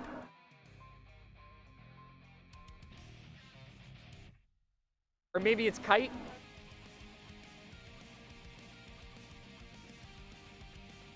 Not entirely sure. Flo going to be going up against Toku, who we saw a little bit of action from earlier. That should be a good match on the loser side of things. And like we said, the other match of winner's quarters after this is going to be Madude versus Garlic Bread. That should be a good one because we have not had a Gold Lewis player here. Like, well, we had one. I almost want to say it was Pocket that was messing around with the character. I'm not sure. We did have at least one, but like it's a very uncommon character around here. It seems like that's not what's going to be happening. We may be going over... I'm not sure what's going on, actually. Yeah, and I mean, it's like the nice thing about Gold Lewis is if you're in other areas of the States, you know, you might not have, or if you're a console player actually, you might not have that much Gold Lewis experience. However, if you are a PC player in the West Coast, there is one Gold Lewis that you will see in Celestial every day of your life, and that's Darkrai. Right. Darkrai is he is like past 4 digits on the level of Gold Lewis. I always make the joke, no matter what time it is, like it could be 2 a.m. on a Friday, and you're like, I'm gonna go play a little bit. I'm gonna go, you know, try to see what's going on over here, and play against. And I'm gonna go try to, you know, just like get some Celestial matches in. Darkrai is there. He is waiting for you, and he will happily just beat your ass as long as you will sit there and play him. I love Darkrai because this man's just a grinder. So maybe if you're a PC player, you know, like hopefully you have a little bit of GL experience, but remains to be seen for Madude. Yeah, I was interested to see how that set was going to go, but hopefully it's something that'll be saved for a future stream match as we go to Dadpool and Dudify. These are all top 8 qualifying matches, by the way, so the winner of this will be fighting SBO, Giovanna we saw earlier. The Madude Garlic Bread set winner, that would be fighting Diospyros, the Milia player that we saw earlier. As we round out this top 8. We do know, as you mentioned, Methane on loser side top 8. We're trying to get that losers bracket going. And yeah, EVO warm-up. This has been a fun tournament thus far. And I mean, that's what we're all here for, right? It's the road to EVO, you know, trying to get your practice, trying to get ready, because thing is out for EVO. Right. So you know who you're playing, you know what characters you're going to need to start practicing against, and be ready for it. Now all that's really left for you is if you are going to EVO, you better be at your locals. You better be practicing. You better be showing up to these offline events, because when you're in the hot seat, it's way different than it is online, let me tell you. Yeah, the brackets and seeding for EVO is probably finalized by now. I got a little bit of an okey-doke switch up. So, Oh like, yeah, I didn't hear about that. In my KO button check. Okay, for sure. Yeah, in my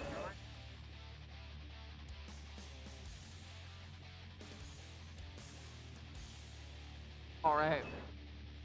Dudify versus Deadpool. Dudify on the Faust.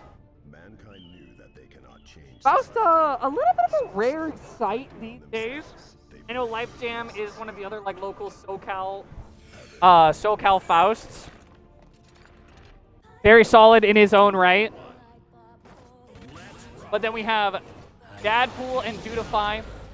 So Jacko versus Faust. I feel like a matchup you're not going to get to see very often. No. Oh my gosh, look at the stutter step. Getting creeping on up then as Faust. Always good stuff to see. Hold on one second, I'm gonna fix his.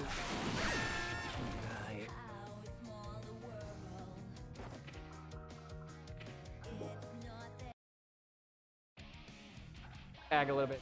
All right, there we go. All right. But locking in on the Faust. I feel like...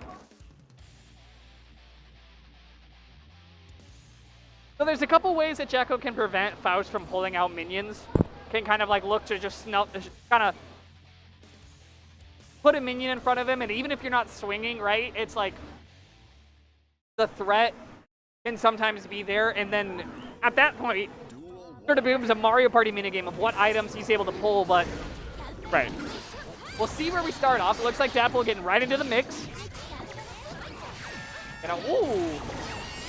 I did not actually know that goes through minions, but Deadpool did. Or excuse me, Dudify did. Eh? Oh my god, yeah, I just called out the 2G. This is rough. That's not a... This shit? Yeah, It's gonna be close to killing, right? Or no, low it's kill? dead. Yeah. With the wall break? Oh no, it's not! Oh my god. I actually totally thought the wall was breaking on that one, but either way, Deadpool gets there. 2P. Alright. What a freaking round start! Yeah, that was awesome. Kind of red, oh no, I think Dudify... Not like this. Oh, okay, all right, we play on. Okay. We play on. Dudify had a little bit of a controller disconnect issue, but will be choosing to play on. Kicked into the wall. Okay, yeah, this one will wall break this time. Yeah, it will. If this one doesn't, I'm writing Daisuke. I don't know what's going on. All right, gets the knockdown. Deadpool. Oh my gosh, yeah, got the IAD off the heavy. Hello? Ooh, okay. So I really like that. Dudify went for the mix, and he actually went for the command grab, so beat out Deadpool's throw attempt. Unfortunately, not quite good enough. Deadpool will be able to take that one. And, you know, if you're Dudify, hopefully you're able to, you know, controller's got to stay intact for the whole set. Right. Comes over. Yeah, and so this is where it can get hard for Faust, is being such a big-bodied character, you're almost never safe from the minions. Oh my god, that was a beautiful defensive action from the minion there to deter against the jump slash from Faust. Yeah, okay, and I also really like that from Dudify, using the teleport just to get in under Deadpool there. Oh my god, watch the bomb. Oh, we're amazing tennis play there from Deadpool. They were like, yo, I kick minions? I can kick bombs too? Like, yeah. I've been practicing in this niche skill that'll work in this matchup as well. It's all good. That is very much true. Is your very minute skill of being able to get minions and bombs to fly where they want to. Right. These are the only two characters where that's relevant on. Exactly. Ooh. Blocks the layers. Okay. Good recognition. Oh, amazing 6P. Yeah. Really good call out. Banana, not exactly the item you want, but command grab. All right, instant overhead? No, okay, kind of played around with it a little bit. Boop, boop. Yep. Good defense. Okay, but the throw is on fire. Gonna be able to guarantee that was an amazing conversion. Woo! Yeah, that was huge from Dudify. Okay. Really good conversion. And I actually kind of like that, right? Because, like you said, he didn't go for the instant overhead. He kind of delayed it. He used that tension not for a damage from a super, but just to torque that risk gauge up a little bit and use every layer of the mix-up that he had in his arsenal. Bro, make her stop. Speaking of risk gauge. Oh my god, she needs to be stopped. This is getting so overwhelming. Beautify doesn't have the burst available. No YRC. The 5K. Okay, yeah, there we go. Mix, get me out of there. Yeah, oh, Mini Faust is huge here. Even protects from the command grab. Mini Faust has got the coverage going. Now locked into the corner. Yep, stab him back in. Ooh, no burst. I'm surprised. I would have bursted to keep Jackal locked down in the corner. Yeah, and I mean, you get yourself out of a death dealing combo right there, but the stage position not exactly in your favor. Throws out a little bit of options. Oh, huge catch. Oh, no conversion. Doesn't get red RC. Throws the bomb. I don't know. Beautify just still needs to. Oh my god! No! The mix kept the bomb in the air in front of Beautify. That was so unfortunate. That was. Oh no! That is not the way you want to end it. Oh no. All right. Well, I mean, Gadbull is gonna take that one. Beautify is gonna be He's gonna have to come back from a 2-0. Gosh, that sucked. Because like, not only did the round end that way in the match, but like, there's like a couple of mistakes that Beautify made at the end. Like, I feel like they had a combo kill available off of one of those starters, and then the lack of burst to keep Jacko cornered. And so like, having it in that way has to be demotivating, but hopefully they stay in it. Because I feel like their decision making has been really on point in this matchup thus far. Yeah, I mean, it's been like very like small things that decided that last game, but okay. Get yourself out of it. Now we're kind of in the blender here. Oh my god, yeah, the 2U starter. Beautiful. Oh my god, yeah, a little bit too much bounce on the outs from the wall bounce there. Oh. Catches the backdash off the PRC, drifts forward into the command grab, the overheads. Trying to just keep this mix a layered. The explosion's gonna get a little bit of space, but Jump D is gonna cover enough off of a trade as well. All right, Dadpool 1 round away from being able to take this. Piling on the pressure, here we go. The cross-up situation, minion activation. Okay. Okay. All right, I mean, Dadpool definitely like just kind of flipped Beautify in time and time again, going through every stage of the mix. Okay. Oh my god, yeah, off the dive kit, mix. Beautify trying to get some pressure going, goes for a mix. Oh my god, yeah, RC to keep it safe. Very good checkmate situation there from Dadpool as they get the 3-0 victory over Beautify. Yeah, that was sort of a tough situation for Beautify. It was next hit wins. You know, you have to just gamble on a burst like that. I mean, Dadpool just did a great job of kind of keeping momentum in his side firmly for games 1 and 3, but I mean, who knows, right? If Beautify gets that game 2 to play with, we might have been in for a little bit of a longer set. But either way, I mean, good stuff to both of them. Dadpool, obviously, you know, is a hot contender. Indeed, yeah, they're gonna be winner of last RGL. Yeah, that is correct. So they're coming in with a win streak to try to maintain. Top 8 qualifier going to be fighting SB a little bit later. We're going to be figuring out the last winner side top 8 qualifier for this next match, Madude and Garlic Bread, which I'm very chomping at the bit to see. Just because, again, we don't have a lot of Gold Lewis players here. I know that Madude does play in a bit of online tournaments, so I feel like they will have experience against this matchup. I just want to see how it's going to shape out because, like, man. Yeah, Nino versus Gold Lewis. Yeah, I mean, it's Milia versus, you know, like, it's mixed characters in completely different directions. Right. Very fast mix, not a lot of damage. Little bit slower mix, insane amounts of damage with or without hitting you half the time. Yeah. Definitely a matchup we're looking forward to seeing. In between these games, I'm actually going to run to use the restroom real quick. I'll be right back. Okay, for sure.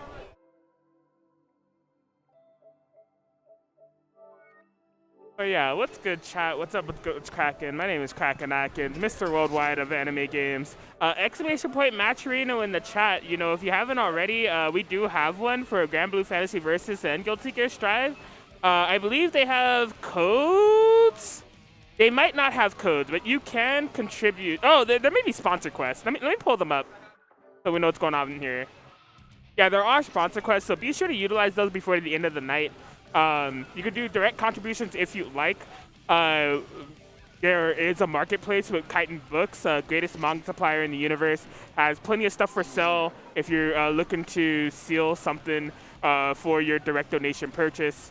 But yeah, Granblue Fantasy Versus gets your strive to support both pots. I don't know if this is an incentive, but like, if you donate the Granblue Fantasy Versus, it goes to my pockets. I'm top 3 in that game, so. But donate to both. Guilty Gear Strive as well.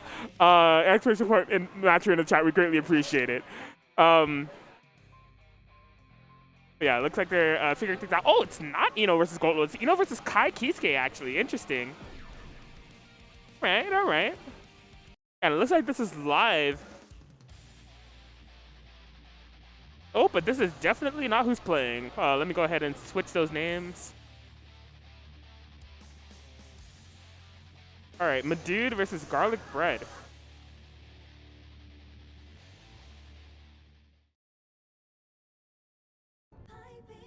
Duel 1. All right, the match is underway here, Madude. Starting out strong with the successful round start. Okay, a little bit of a missed space burst. Going to be getting massively punished here for Garlic Bread. Into the wall break. Half your life is already gone. Oh my god, that was insane. Are you kidding me? The counter poke straight into the right, the lightning super? That was so good. Okay, yeah, trying to utilize the air super to get a little bit of block stun and pressure going. The dude trying to fight their way back. Was looking so solid like the first seconds of this round, but everything thereafter. Oh, Garlic Bread. Oh, reversal stun dipper, but a little bit of a drop on the combo, but keeping the pressure strong. Garlic Bread going up round 1. We're back. All right, Madude got round 1. I'm liking it. Garlic Bread did, actually. What's that? Garlic Bread did, Garlic, actually. yes, Yeah. excuse me, sorry. Off a little bit of fireballs. I'm liking it. Ooh, good reactions.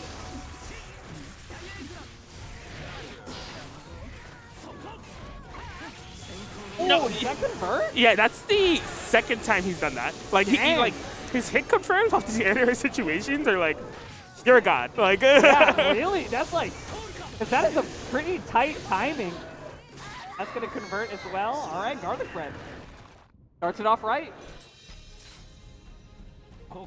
Yeah, that hit confirm off the JS straight into the right of the lightning super is such a massive wrench into the game plan of this matchup, right? Of like, if Garlic Bread showing they're consistently able to do that, if they have the 50 meter, you have to be so mindful of your approach if you're Madude here to essentially gamble less on the dashes. Because she dashes that way, you know, players may be like more, you know, inclined to scrap with you in the air-to-air game. Right. But Garlic Bread enforcing consistently ahead of time that they have counterplay for that's going to hurt.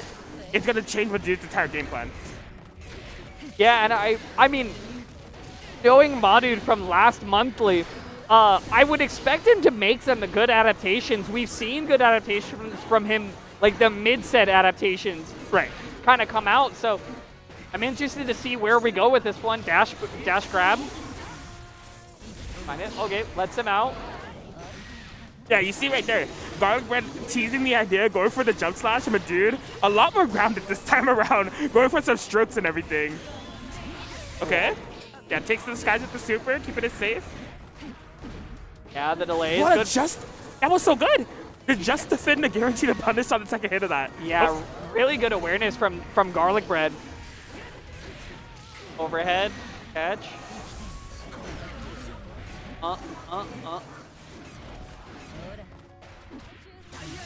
Waits his turn. Knew he was a little bit too high on Madude's head for the block string to be true. Mixes him up off the IAD though. Yeah, that may have been a punish. If not, it may have just been a cross-up. Either way, it was funky. Yeah. Just runs up, it swings right through the projectile. He was just a little bit too slow. Good awareness from Garlic. Oh my god, okay, the air-to-air.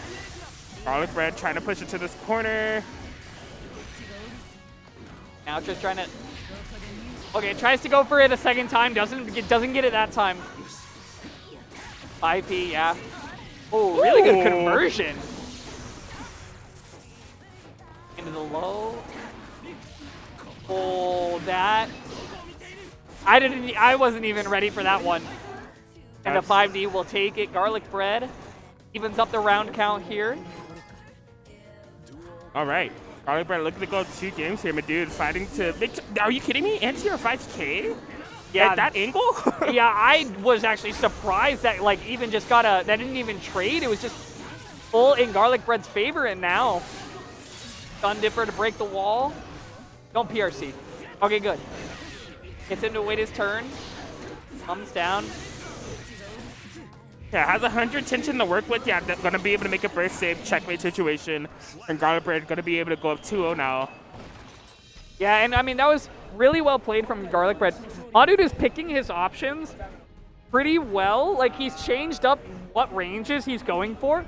But the big issue is that Garlic Bread has kind of consistently found Madude right before he's able to get his stuff started. Right. Just in that little range where Kai's little bit more disjointed normals come in. Just not been able to let Madude start up his mix pressure the way he wants to. Yeah, absolutely. Just that constant roadblock here in and here out from Garlic Bread. After 1 game away from moving into the winner's side top 8, putting Madude in quite a bit of pressure. Madude trying to find a way out. We are getting the knockdowns off the same way each and every time. It's the 4th time that this has worked. And it was a safe jump all along. What is the weirdest round 1 I've ever seen? Like, yeah, I can't imagine that this was this might have been like a little bit of a training mode match for Madude, but I mean, you do have to see it all the way through. Garlic Bread,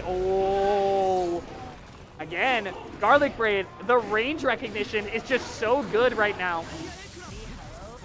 Gets the electric state on, can try to get forward, but Madude will find his way forward, commits to the jump H. All right. Well, I mean, if not anything, besides the round win there from Madude, I guess it's a little bit telling on the way that they can win this matchup. And it seems like it's the knockdown factor. Like, they just, like, constantly got those reads time and time again off the 2D knockdowns on what Garlic Bread was doing on Wake Up, so. Yeah, ooh, okay. And I kind of like that Madude has adjusted to this option. He's kind of sticking with it of using 50% tension just to guarantee his turn, right? He's getting to the same ranges where he's recognized, I'm getting snuffed, I'm getting put in positions where I'm not able to get a whole lot, or I'm just getting hard counter hit before I can start my pressure. So instead, opting into just using that 50% meter and saying, maybe it means I get less damage when I'm in, but the only thing Ito wants is to be in, it's to start mixing. Right.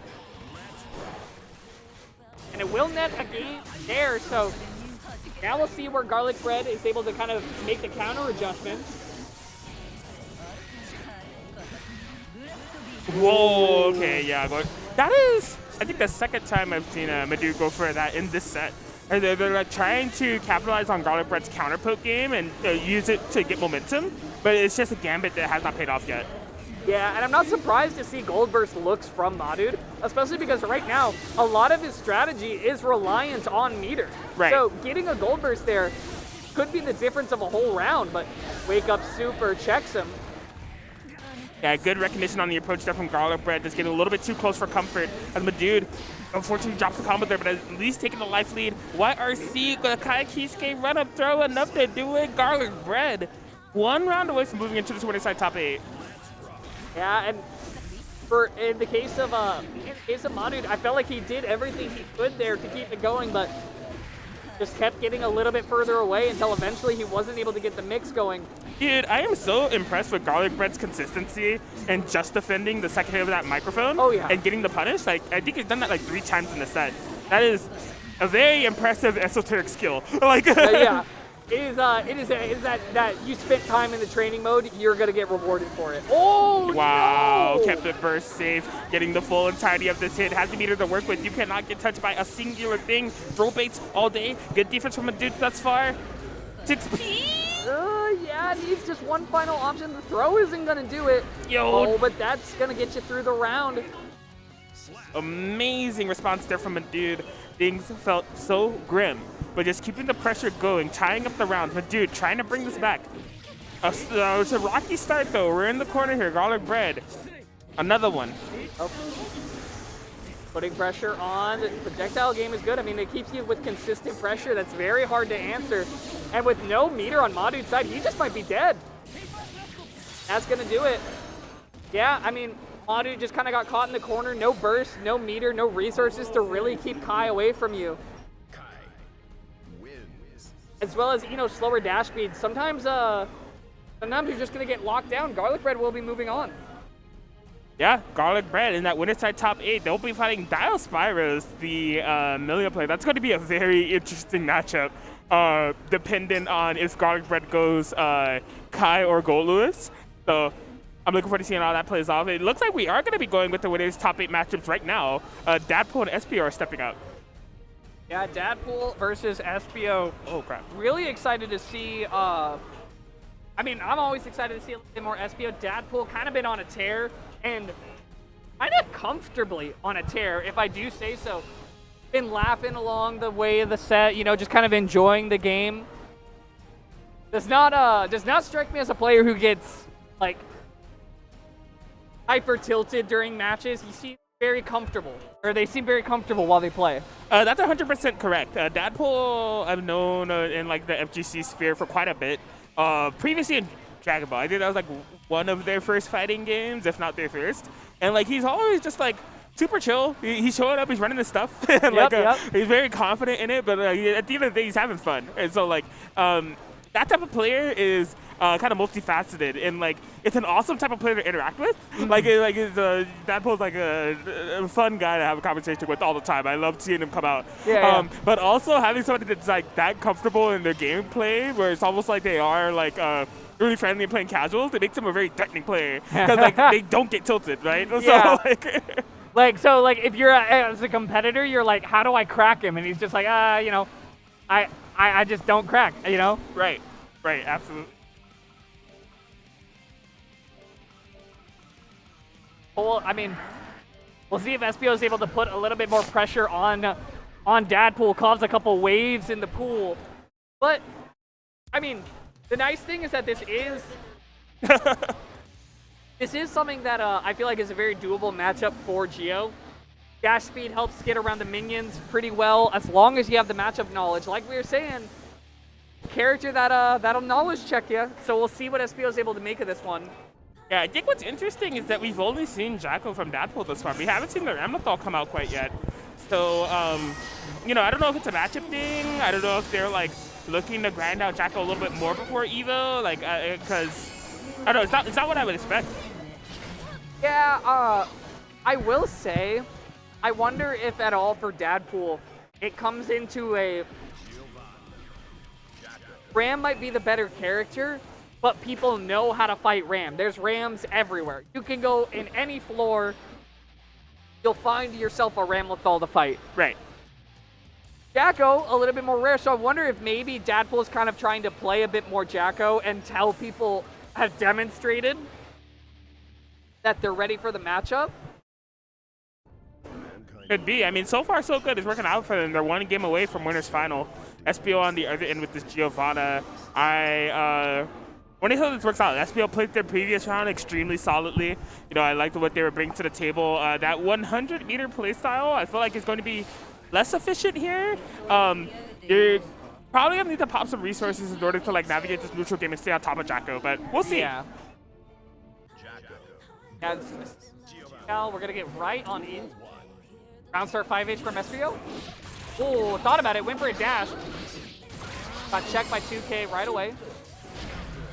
That's a huge hit. You should be bursting this. You should be bursting this. Okay. Yeah, right at the end, just keep it safe. Yeah, was waiting in case SPO had like just a double jump to get the bait off, but can't press buttons there. You're gonna get caught. Ooh, waiting for an RC attempt. See, you can bait Dadpool early. This should not kill. Maybe. It will. Yeah, it will. That does get a lot more damage than I thought it did. Right. I think it's because of the Season 2 change. The red RC pop, removing the proration from that. Yeah. Yeah. Off of that. Oh, really good backdash. Recognize Deadpool just reaching a little bit too far. Oh, that's huge. Oh. And this is like one of the hardest situations in the game that Geo will set for you. This safe jump is so difficult to deal with. You're seeing the low button. SBO didn't connect the jump H on block, so it turned into a YRC. Yo! Oh my god. Perfectly executed from SBO. That spiral arrow just covering the exact distance needed. The trajectory to make the minion whiff. Fading out the burst. Yep. Just precision execution there. As well as spiral arrow goes through fireballs. So Travau can actually get through the jump D if it's at the right range. Now Deadpool starting up a little bit here. Blocked so far from SBO. Battery gauge is running out, so your turn doesn't end too soon. Okay, that's a fine trade. Now Deadpool once again catching on these lows, just destroying SBO's toes right now. Just takes the round off of it. Just multiple low catches in a row. Yeah, that was rough. SBO just not finding the room to breathe there. And Deadpool just suffocating them with minion pressure. Woo. Okay, that's one way to get the party started. Yeah, dash up BP the Goldbergs. So will you have enough time to use that meter? 5H for foul. Okay. And I mean, we've seen SBO have some. Yeah, there it is in the low. Woo! Oh my god, the tick pressure. Beautiful performance to guarantee the anti-air. And this is going to be able to break the wall. Definitely swing with the tide to the health bar in their favor. Positive meter bonus. Oh my god! What an amazing poke on the RC cancel. Finds the mix Deadpool. Oh my god, there's two minions behind him. He's so scary. Yeah, and SBO has been like fortunate enough that he's getting hit on situations where that's it. SBO's been lucky enough that they're lucky or maybe choosing get hit in situations where Deadpool doesn't have a kill option. With 100% tension, even if he combos into it, it's just not going to kill. So right. Multiple times, Deadpool had all that meter that he wasn't able to get anything off of. Aw, tries to get in. Backdash is going to get loaded a little bit.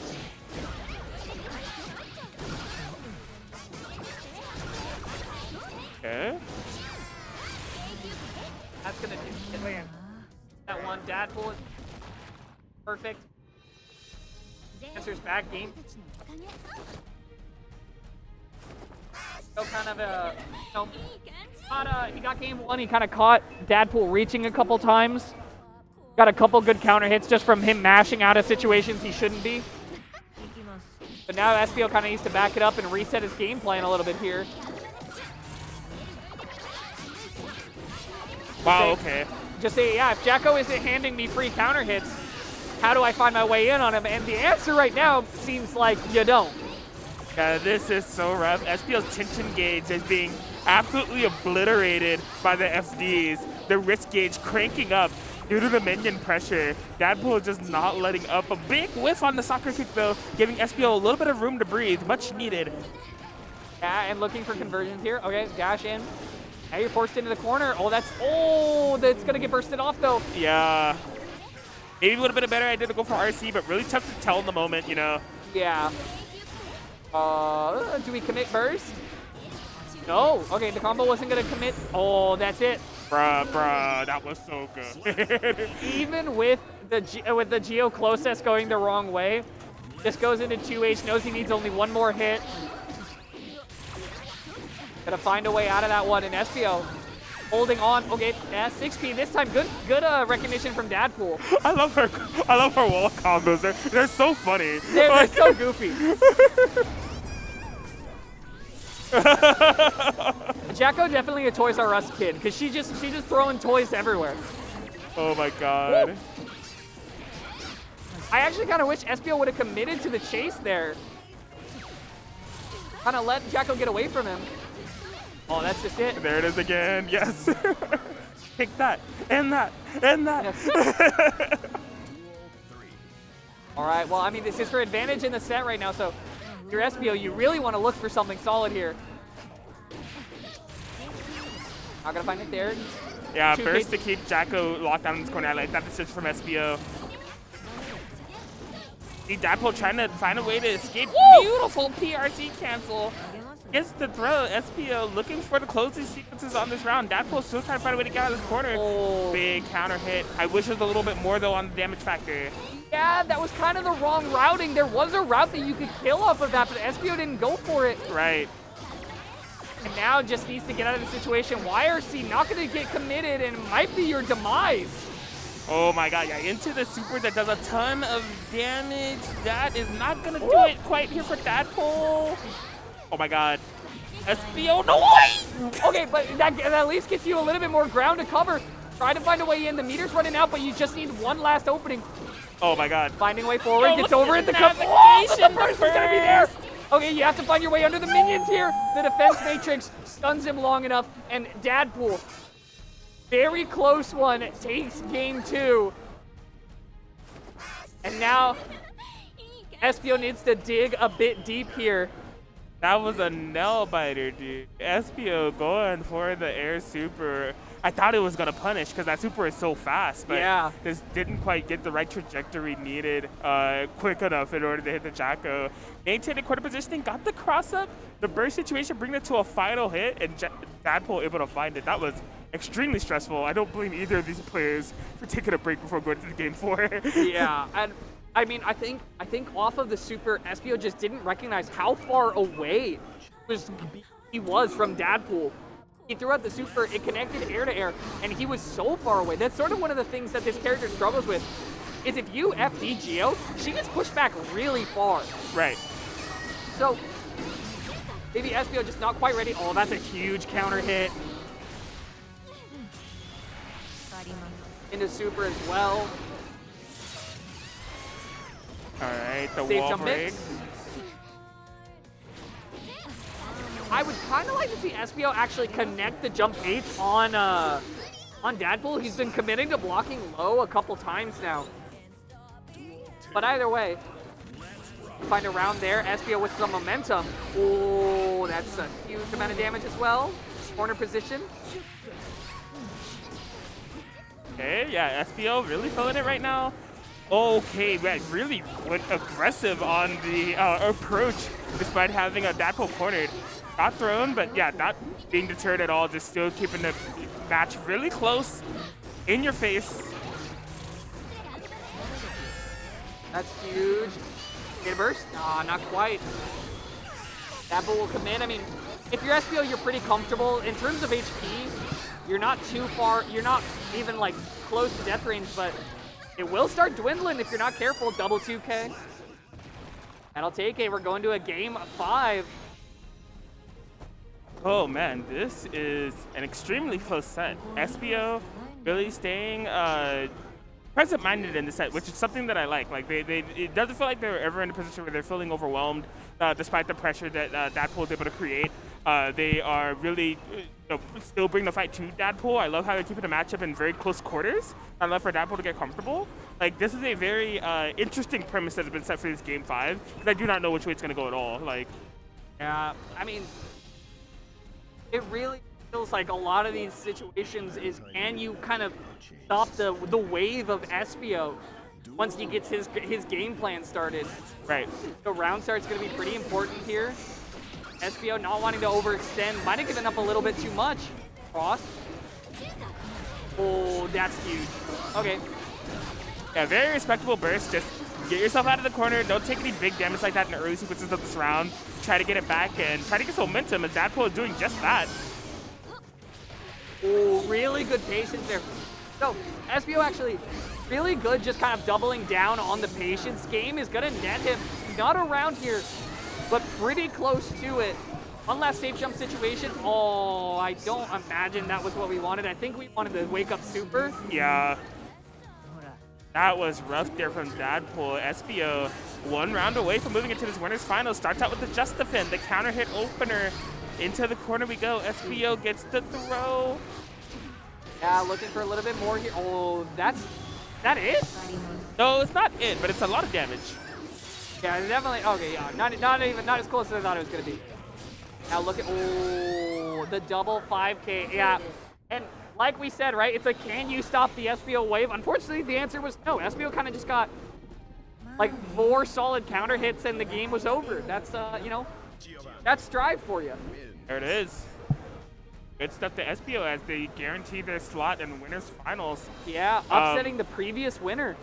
Yeah, exactly. You know, that set went completely down to the wire, but SBO really, from the beginning of it, looking like a player that was capable of doing such a task and taking down Dadpool. Like, their Giovanna play has been really impressive in this bracket thus far.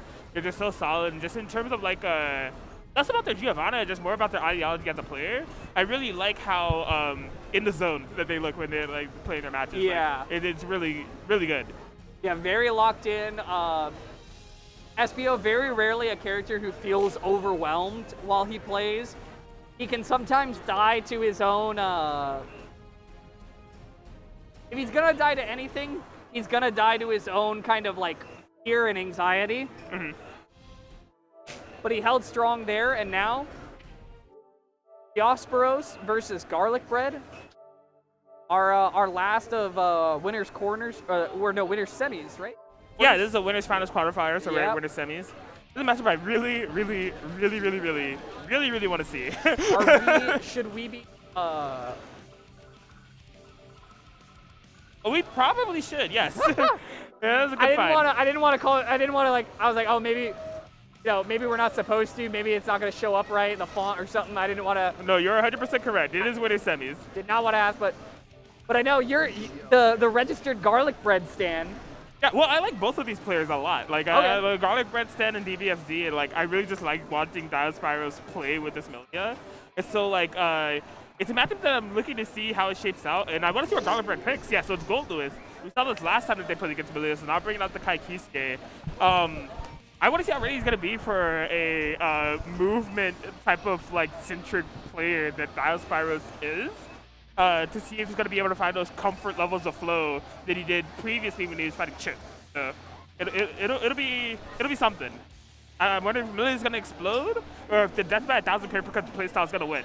Yeah, and you know, 1,000 might turn into 10,000 against a big boy like good old Gold Lewis Dickinson. Right. But we'll see how he's able to get started off. I mean, already kind of having to give a bit of respect over. You know, a lot of the buffs that GL got on this patch aren't as relevant against Milia. Drone, not exactly as good. Milia has a lot of air movement to get around it, like we just saw there. But a good check on the Phantasm in. Look at these behemoth typhoons. Was that a fuzzy? That was. Got him on the overhead. These Dragon Ball players, man. Leave it to them. Oh my god, yo, he was fair throw there. Garlic Bread is feeling himself right now. He is unafraid to go for the most right now. Makes sense. I mean, they have the life to gamble. Diosporos is kind of fighting for their life right now to make Garlic Bread be under pressure. They have the corner positioning, the burst to keep Diosporos locked down, but a huge 6P.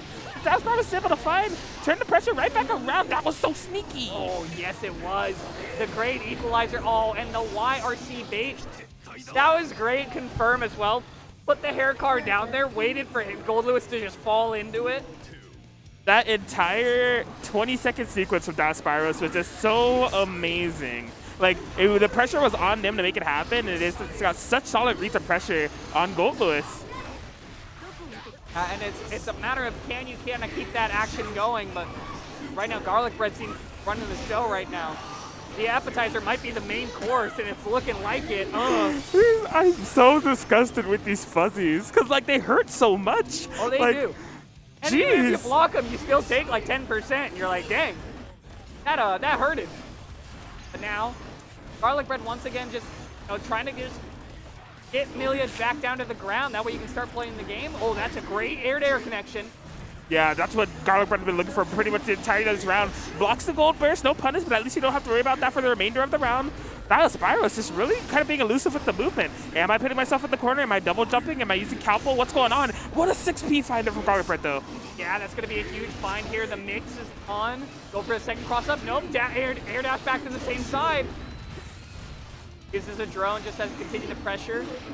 Okay.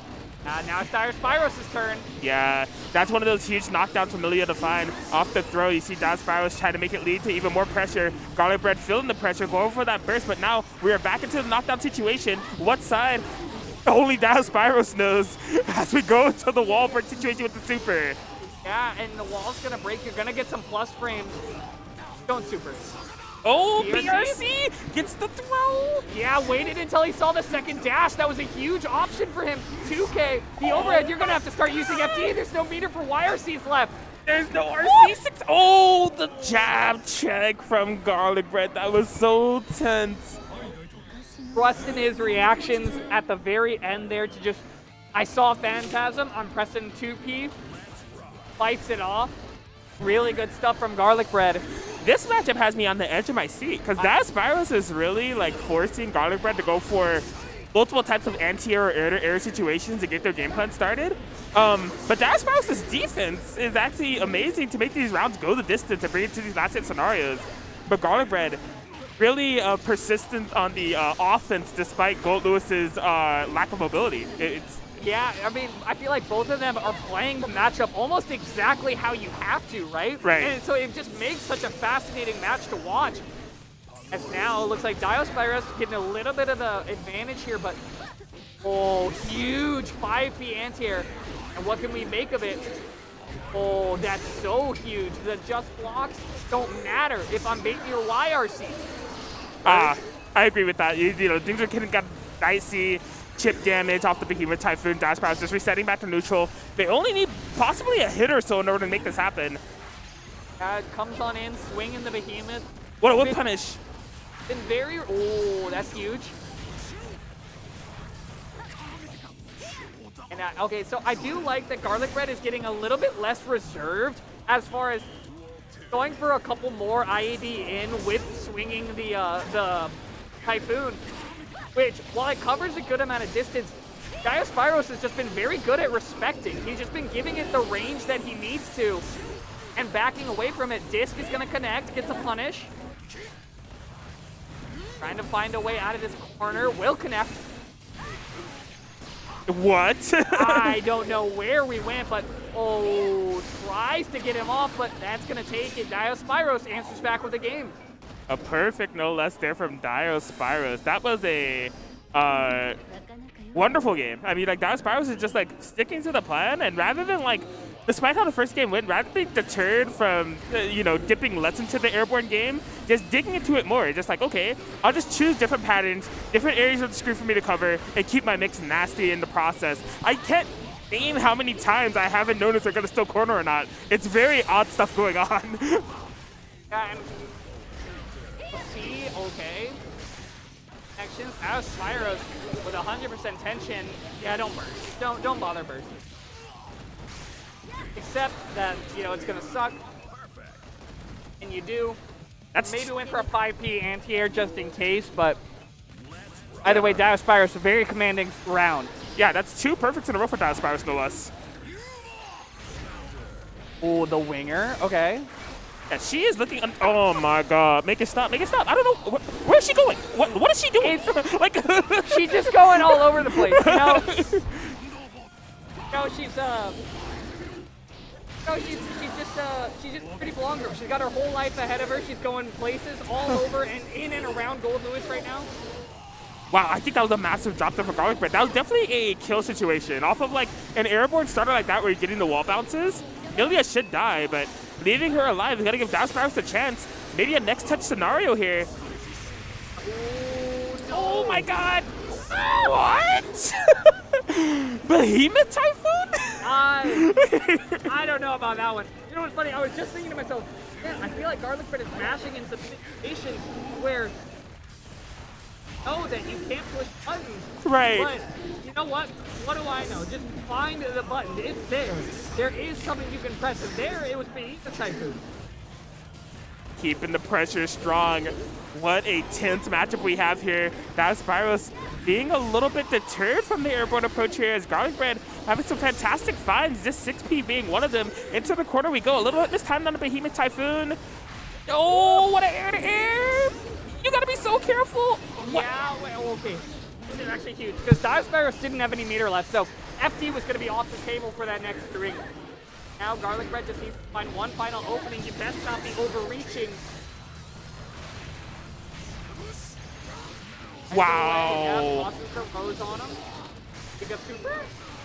Oh, maybe. No super though. Okay, you'll maintain the meter. You have positive region bonus. BRC forward, BRC backwards. The Matrix. Oh my God! And actually hurts it. I don't know if first even would have saved Diospyros there. I feel like not because the Behemoth Typhoon does have a disjoint at that angle. I think it would have just whiffed.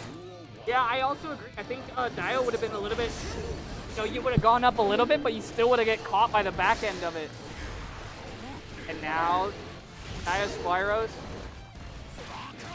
just trying to answer back here. Garlic Bread has had a lot of momentum kind of slowly building in his way. Oh man. Getting the confirmation with the mine there off the throw to get the wall break. Garlic Bread has all this meter and life to work with, gambling away, but Diospyros is fighting back. Never saying die, looking for some big hits here. The YRC, but they didn't recognize the startup animation. I think that was a free punish. Yeah, that was absolutely. I think Dio was just a little bit too committed to what he was thinking he was going for already. And it's going to be the difference in a round here, Garlic Bread. Yeah, I mean, that's not a YRC animation that you see every day. So yeah. Off the freeze frame, did not recognize that. I think like really paid for it. As Garlic Bread really feeling it here on the momentum with this rush down. No defensive options here for Diospyros to try to maneuver out. Well, yeah, Dio is definitely kind of making the most of it. I mean, trying to push in. Okay, huge counter hit. Yeah, that time recognized the situation, got the YRC punish. Still in a precarious situation here is Diospyros though. A big, bearded, angry man running at you violently, saying, I want to close it out right now. Yeah. Him and his chaps are very clear close to you, and they are approaching as fast as possible. The mix though, oh my God, the drop. Trying to put his back against, trying to just got his back against the wall, and he's trying to fight back. He wants to stay in this winner side. Oh my God! Negative penalty is being threatened. Diospyros gets the throw. This could be massive. One mix, one shot, able to get it off the overhead. And Diospyros stays alive. Yeah, he does. And I mean, if you're Garlic Bread, you've got to be feeling a little bit of the pressure, right? You don't want to let Dio back into this game. Pro mix. Oh, yeah, that one made contact. Diospyros had to burst, get 6P. This is getting very rough here for Dio. The resources are depleting. Garlic Bread, though, leaving the gap. Gonna be able to get the cross up. Oh my God, what a challenge there. And that'll do it. Yeah, one last cross up at the end will take it. Really good stuff to Diospyros. Almost brought that one all the way back, but Garlic Bread, I feel like Garlic Bread definitely had his moment where he lost composure, but quickly brought it back. Absolutely. And now it's up to SBO to see if he's ready to take on the Gold Lewis. Oh, wow. Okay, so we're going to be doing winners finals. Interesting. So losers top 8 has been running. Trevor Sue getting the win over Pocket. They'll be fighting Diospyros. Yeah, Trevor Sue having a nice losers run, actually. They got 3-0 victory over Hex Factor, a 3-0 victory over Dudify, and a 3-1 victory over Pocket. So good stuff to them. Methane, similarly, having an impressive losers run. They got a 3-1 victory over Saint and a 3-0 victory over Aquino Best Girl. They'll be fighting Dadpool, actually. So a Ramlethal enthusiast against a Ramlethal enthusiast who's playing Jacko in this tournament. Maybe that'll be on stream, maybe it won't. But yeah, I think those matches are being started off stream. I see, yeah. As we speak. So we will have losers semis ready for you right after this. But for the matter of who that will be against, it'll be up to Garlic Bread and SBO to decide. And from my own impressions of this matchup, I actually think this matchup can be kind of decent for Geo. The nice thing for Geo is dash up DP is a really good answer to the jump D from Gold Lewis. The thing that made this matchup a bit better is how good Drone got on this patch. Gio's a very ground-based character. When she has 50% meter, she does have a way in off of air super. Oh. It's a button check. Okay. I thought I was gonna see the swap to Potemkin, and I was like, I respect anyone who plays both big-bodied characters in one game. Yeah, that would have been nuts, but that's not quite what's going on.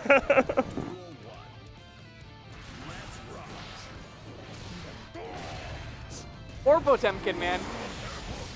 There's no way. There's no way. Amazing. Mind games in the button check. And Oh, that was awesome.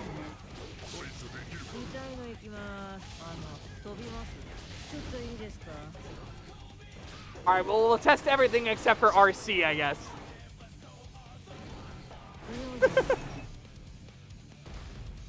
All right. Oh my god, no. See, that's why you have to ask for another check. You don't let that happen. He did Pop Buster in the character select. There's like levels of BM that you can go through in the button check. I will never forget, completely by accident, I accidentally IB'd my opponent's burst during button check. And I was like, look, I know what it looks like. I promise it was just like, just that reflex takes over. But either way, winners finals, Garlic Bread versus SBO. The Kai Kiska comes on out for this one. I actually think Kai fights Gio very well. A lot of Kai's disjointed normals can box out Gio pretty well. That said, Gio does have good answers to the fireball game. Strong jump-ins, Travau. 2D will low profile a fireball. So we're in for a good one for sure. I'm here for it. Kylo's Garlic Bread and SBO both having a fantastic are top 3 both of them got. Okay, starts off, Ryan gets that electric state going, a shock state, and SBO giving a lot of respect over right now, giving a lot of ground, but maybe it was all a bait, sneaks around, gets the corner. Now it's on him. Okay, run up throw. Good reactions from Garlic Bread. He recognized how much SBO is respecting him. Just hit him with the run-up throw. Try to see what you can get out of him. Cancels into 6P. Okay, corner situation. SBO gonna be able to find it off the frame trap situation with the RC. Keeping up the pressure a little bit too hasty, and now we have a Dragon install from Garlic Bread. Trying to change the type of the matchup right now. What do we got? Okay. Ox, Putra Art. Still waiting. Oh my gosh, that pushes you so far away. And the chip damage as well. So insane. Up. Catches. Are we bursting? I don't think we are. It looks like Garlic Bread's just gonna hold. Yeah. And SBO gonna bring that one back. Oh, okay. Yep. Fine trade at round start. Good 6P. Really good stuff. Garlic Bread definitely, I like to see the awareness from Garlic Bread to know to just react to the mix. What a hit confirm. Yeah, Garlic Bread's hit confirms have been so good. And now what's the mix?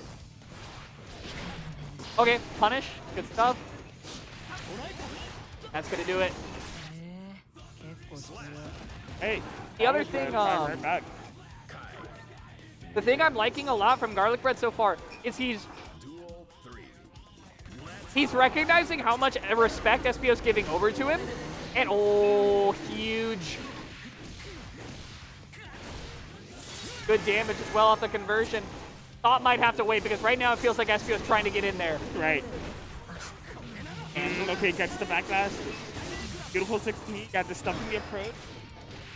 Okay, SBO catching on a little bit to the throw mixes Garlic Bread's throwing out. Oh, that was so dirty!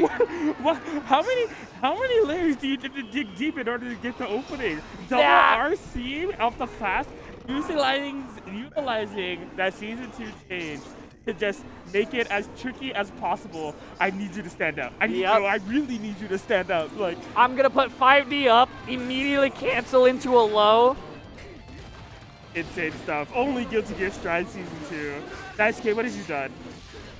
You've given him too many tools. Oh. Dash 5K once again, catching. Oh, okay. Oh no! Ah, Garlic Bread even like second guessed himself. He did the double jump and was like, I'm gonna hold back, I'm gonna have D. And then halfway through he thought, well, maybe I can hit one button. And unfortunately, no, you cannot. SBO owns the ground game right now. Oh, and SBO really putting on a hurt right now with this Giovanna. SBA, yo. Oh my gosh, I like look at that. Trabao. Yep, and this gets really hard to deal with. Oh, there it is. Again, Garlic Bread is just being, like, Garlic Bread feels compelled to jump, and SBO is just eating him alive for it right now. Oh, sneaks under him with the close set. Knockdown, it's back up against the wall. Garlic Bread trying to get things started, but oh my god, yeah, the dash up. Oh, PRC, keep myself safe with the anti-air. Tried to make the burst. Garlic Bread does not bite. PRC out in the wild. SBO maintaining ground. Oh, wait, that was so good. That goes through projectiles. Projectile invulnerability. And it does look like Garlic Bread is going to make the swap. Going to do a little bit of soul searching here. Oh! Okay. Okay. The insta-lock chip's enough. I mean, Dragon Ball Fighters who need 3 characters. Garlic Bread was like, yo, guilty gear strive. I'll do this. I'll have my Super Broly. I'll have my Yep. have my Goku, and then now we're just going to the Goku factor. I don't know. It's enough. Now, personally, I'm not really a fan of mid-set character swaps outside of like game 1. Right. It feels like it's kind of hard to adjust, but maybe Garlic Bread just says, you know what, I want to try something completely new. I just need to, you know, reset, maybe, you know, like it's an internal thing, right? Is I need to reset my own mental, reapproach the matchup. Yeah, you know, if you're approaching the set with a winning mentality, then yeah, it does give you a sense of like, I'm putting the pressure on Chip in order to reverse sweep this, right? But just given the implication of the set, it does also give Garlic Bread data of like, should this set not go their way, and they run back in like Grand Riverside, they have an idea how Chip works going into it, so. Oh, that PRC throw was so scary, but Garlic Bread is able to find it. Like, oh my goodness. SBO's awareness of when he gets to press close S on your jump buttons is so on right now. This solid anti-airs the whole set has been the difference maker for SBO. Hey, just the knockdown, keep the pressure going, finds the throw. Garlic Bread just trying to get this momentum going. Get the Chips enough gears turning. Yeah, I'm liking what we're seeing. The other thing we're seeing with this swap is Garlic Bread is trying to bait SBO into chasing him a lot more often. And it's working out in a lot of situations. Throw again. Wow, yup, you got it. How we start the mix? Okay, YRC. It's out. Oh, that's huge. Oh, but was that a burst bait? I don't know. Double jump. Oh, that's not gonna. Oh, my god. And, all right, SBO got saved a little bit there. That actually did splat when it got to the wall, because the conversion was not quite there. Right. But SBO takes that 1-3. Oh, will sit in the grand final side of things as we're waiting for a couple losers matches to finish up. Amazing stuff there from SBO. Yeah, Wall definitely saving the life, and you know, allowing for the clutch there from SBO to be able to seal on that set. But just exemplary Giovanna play that here thus far. I'm like really impressed with what they bring to the table as we navigate through this top 8. Garlic Bread loses finals, as we said. We're waiting on a victory between Now Spyros and Trevor Sue, and Dadpool and Methane, as those are playing off stream. In terms of what we have available for you all while we wait, exclamation point match arena in the chat. As a reminder, there are match arenas for the games that ran here at PlusFramesGG, which is Granblue Fantasy Verse and Guilty Gear Strive. Be sure to check those out if you haven't already. If you want to do a direct contribution, you'd be more than welcome to it. Marketplace is there if you want to buy books, Titan books, the greatest manga supplier in the universe. You can. Otherwise, there are some other things that we do have going on. Our ad roll here. Festival of Fright.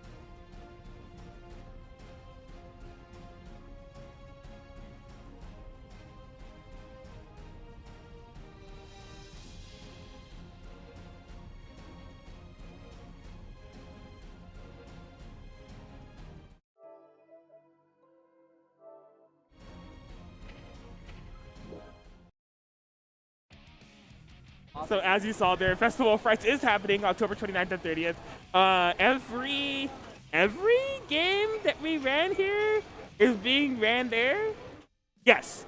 Yeah, I think every single game that we run here is being ran at Festival of Frights. Is happening October 29th and 30th in Riverside, California. A lot of the individuals that are behind the scenes here for this event that we have at the pre-Evo warm-up will be there running that tournament, so tell your friends about it. A couple of other titles that are close to my heart are being run there as well. BlazBlue Cross Tag Battle, BlazBlue Central Fiction. If you want to play those with us here in Riverside, it's going to be an awesome tournament, and I will make sure that it's an awesome tournament because I'm really passionate about those games. But all of them here and just all the crew here in Riverside, please join us for Festival of Frights on October 29th and 30th. I would say, and if you are just like an anime fighter player in general, you want to show up to Riverside for these locals, because every anime fighter, there's a really cool community here. Excellent food. I mean, there's not really much else you can ask for.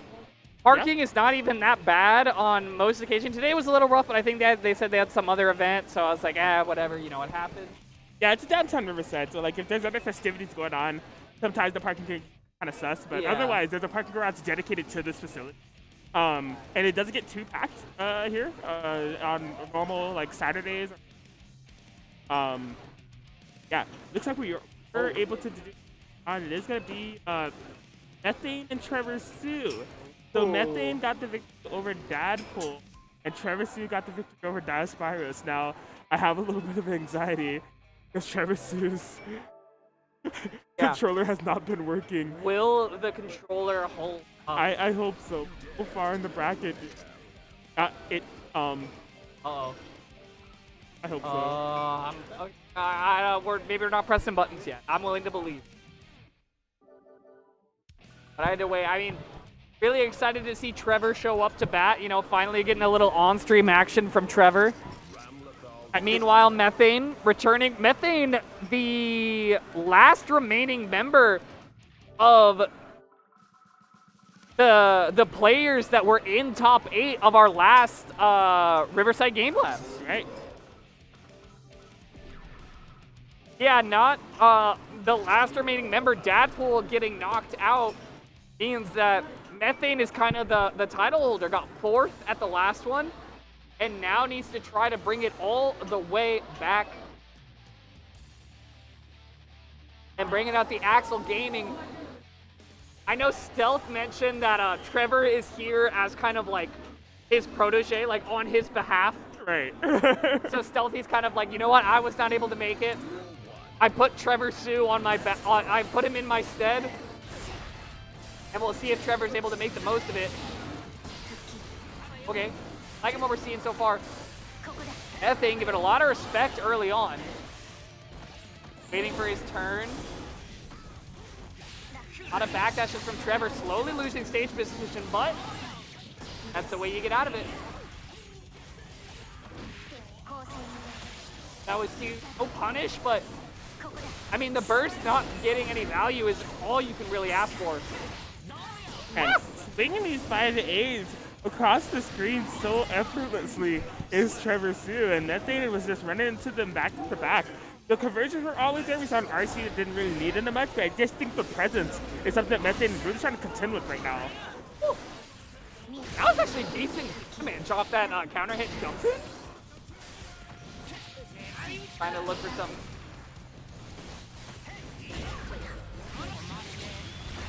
Time stop super. I think we're dead. We get to a wall break here. What is this routing? Are you kidding me? That was a burst safe route. That was sick. Trevor Sue. Mankind knew that they can. And then off the bomber, there was parts of that routing that almost looked like it was a mistake, but no, that was all intentional. It was gonna wall break and kill if there was no burst. And then off the, that was just so clean. Like, yeah, what? Trevor Sue nice with it right now, is making a case for himself. Oh my goodness, Methane. IAD in Goldberg. And you know what? When you just want your momentum, when you just want to play the game and you just want to have all the Ramlethal. What? He missed the super. That was definitely a missed super. Like, it had to have been. That is not a mistake that you want to make right now, especially off the Goldberg's gambit that you got that worked so wonderfully in your favor. You want to spin that meter if you have the chance. After Trevor Sue, this is where Trevor Sue's been excelling. The neutral game. You see what happened? Able to get the command throw, the combo. That is such a heartbreaker there for Methane. And I mean, right now it feels like, you know, like you said it perfectly. I think can't afford to make these mistakes, right? You committed gold burst just to get in, and you have 100% tension. You can't be giving up rounds for simple mistakes like that because opportunities are coming pretty few and far between. Trevor Sue is doing a great job of just playing exactly at the range he wants to with Methane. Oh my god, overhead from way far away. Didn't make it burst hit this time around, but Trevor Sue just needs any little hit. 5A, any 2K, anything can do it, but an air throw is the flashy way as Trevor Sue is up 2-0 over Methane right now. Really putting on the hurry with this Axel look.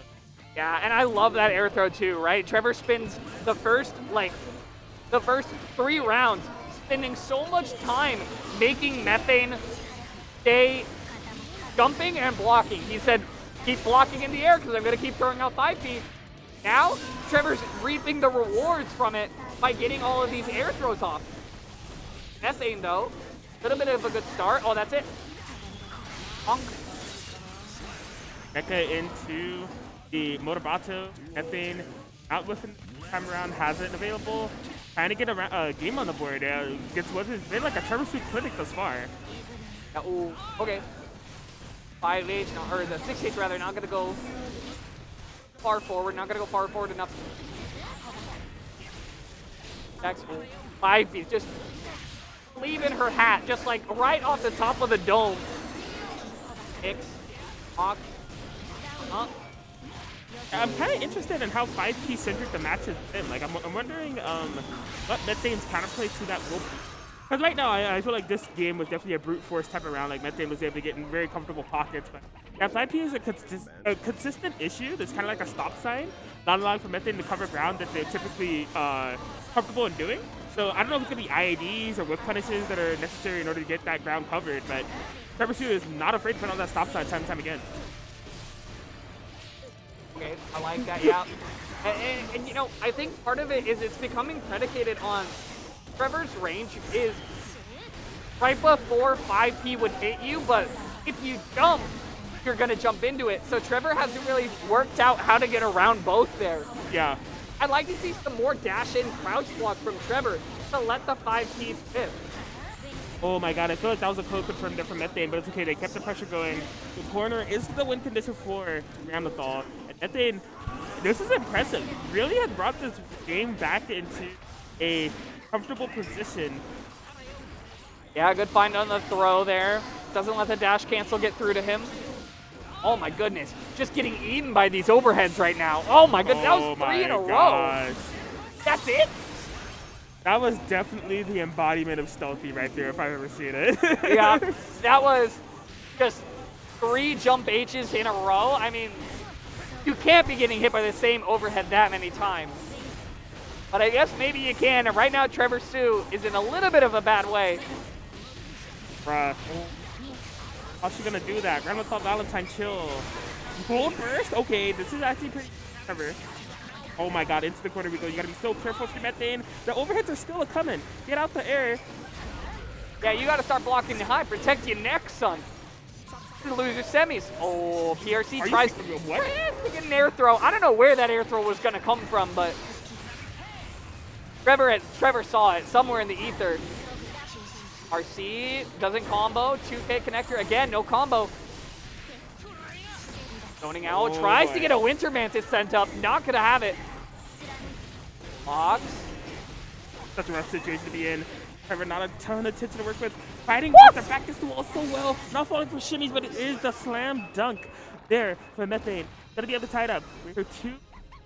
That thing just kind of walked up and said, "Excuse me, I'm gonna take these. I'm sorry that I left my swords in your yard, sir. These, I need these back." And Trevor was just so was terrified in the face of a ram running up to him. Just didn't respond. There's the Winter Mantis, though. Yeah, that's a very significant one, too. You're talking putting Methane's back up against the wall, and Trevor Sue has all this area of the screen to play around with behind them on the zoning playstyle. Methane try to cover that space. Is Granblue a mid-range character? She's like a rushdown character right now. Oh my god, another one! Yup, finds it, gets the OTG. And now this is a hard. Oh, maybe it's not as hard as it seems. Okay, wait. Oh my god, but wasn't close enough to actually get the wall bounce. And then put up the corner pressure. Oh boy.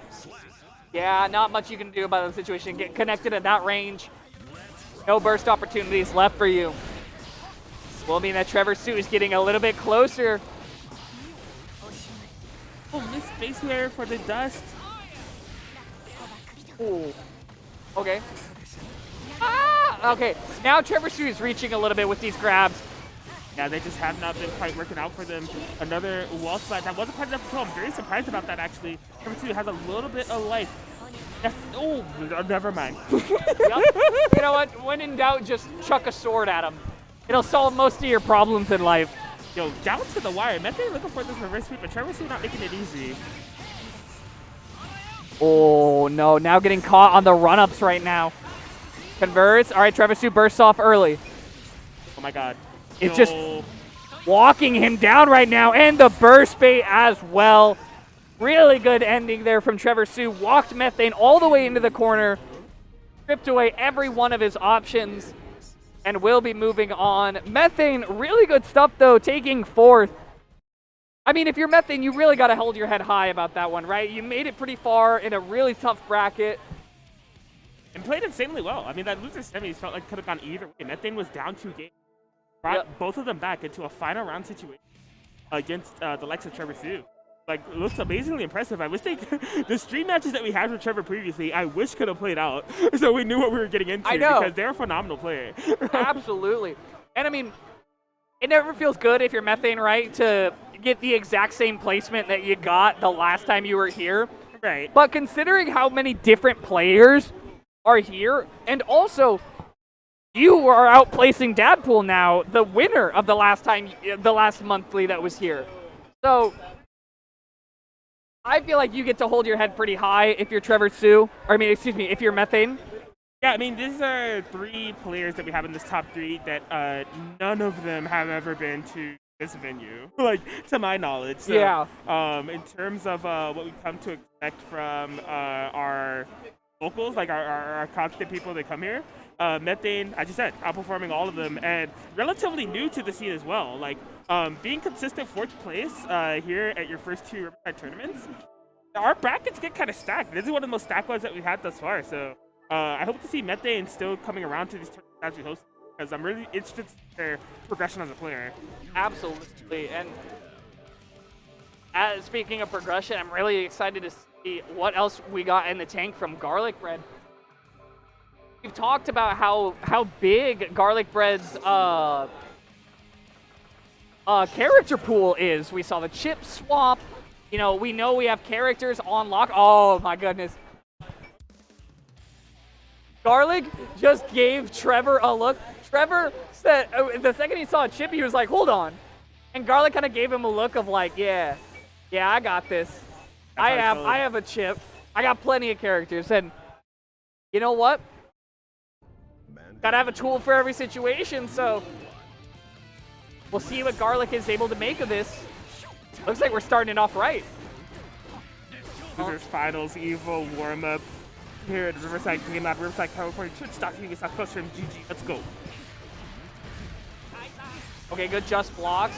Oh my goodness. I don't know if I've ever seen a character have red wrist gauge again from Axel, but right now it looks like Trevor is just kind of tapping away. Garlic is just getting really slow but steady approaches. Catches there though. Locked down. Trying to just keep him in this corner slowly. Okay, giving him ground this time. Letting him walk out really high meter means, yep, we'll find a throw mix. Okay, yeah, able to safe jump. Are you kidding me? What an air throw! How sway. How sway. That was Chip moves insane. so insanely fast. The area of opportunity you have to theoretically grab Chip out the air there is such a small window. And Trevor Sue just found it perfectly. That was insane. Yeah, really good awareness from Trevor. Finds his way through the situation. I mean, Garlic has been doing a great job of just not getting, like, opened up by huge hits. Right. But at the same time, you know, just kind of nickeled and dimed his way here. Trevor is just making this one work. Oh, that's gonna be decent damage. Double checked if he had meter for super, did not. But, oh, that's it. Eyes up the round count. Here's Garlic Bread fighting right back. Yeah, it is very much neck and neck. Oh, gets out of there. Avoids the burst. Really good burst bait from them. And now Trevor is just kind of playing the zone control. Yeah, Garlic Bread had such a rough time getting in. Finally does so. But look at the cost. Look at the health. You are chips enough, and that's going to be dead. Trevor soon pulling up game. Garlic Bread. Yeah, just really controlling that screen. I'm actually surprised that Garlic Bread's going to be sticking to it. Given that they do have such a deep character pool. This chip is relatively fresh. Like, we only saw this come out during World Finals. And I feel like it's some type of player matchup thing. Given the kind of gestures that we saw in the pre-round banter, these two may know each other. So I think Garlic Bread may know something that we don't. Yeah, and I think it could be a bit of like the layers of the mix, or possibly just doesn't feel like Kai's Fireball game is going to be as advantageous as you want it to be. But the chip has yet to really start cooking right now. Just seems like it's Trevor's kitchen right now. Right. Out of there. Let's go. Woo! Block. Oh, where are you going? Freeze the screen, running up the walls, get out of here. Oh my god. The stop signs. The stop signs, dude. Just constantly putting them up there. That was a really good find there from Trevor. Yeah, and with that little HP, right, you have to respect every one of those. You're driving with a cop behind you right now, and you're like, oh, I gotta stop at all the stop signs. Right. Can't roll through any of these. But Garlic Bread, I mean, again, has really struggled to get anything really good started. And meanwhile, Trevor is just chipping away at him right now. Woo! Ready for the throw tech even. Oh, Gets the clutch anti-air, and that's going to be it, man. Trevor Sue's games. Yeah, no real burst opportunity left on the table. Trevor will bring out the swap. All right. He said, I'll try. He said he does not feel this matchup, but he'll try. Oh, man.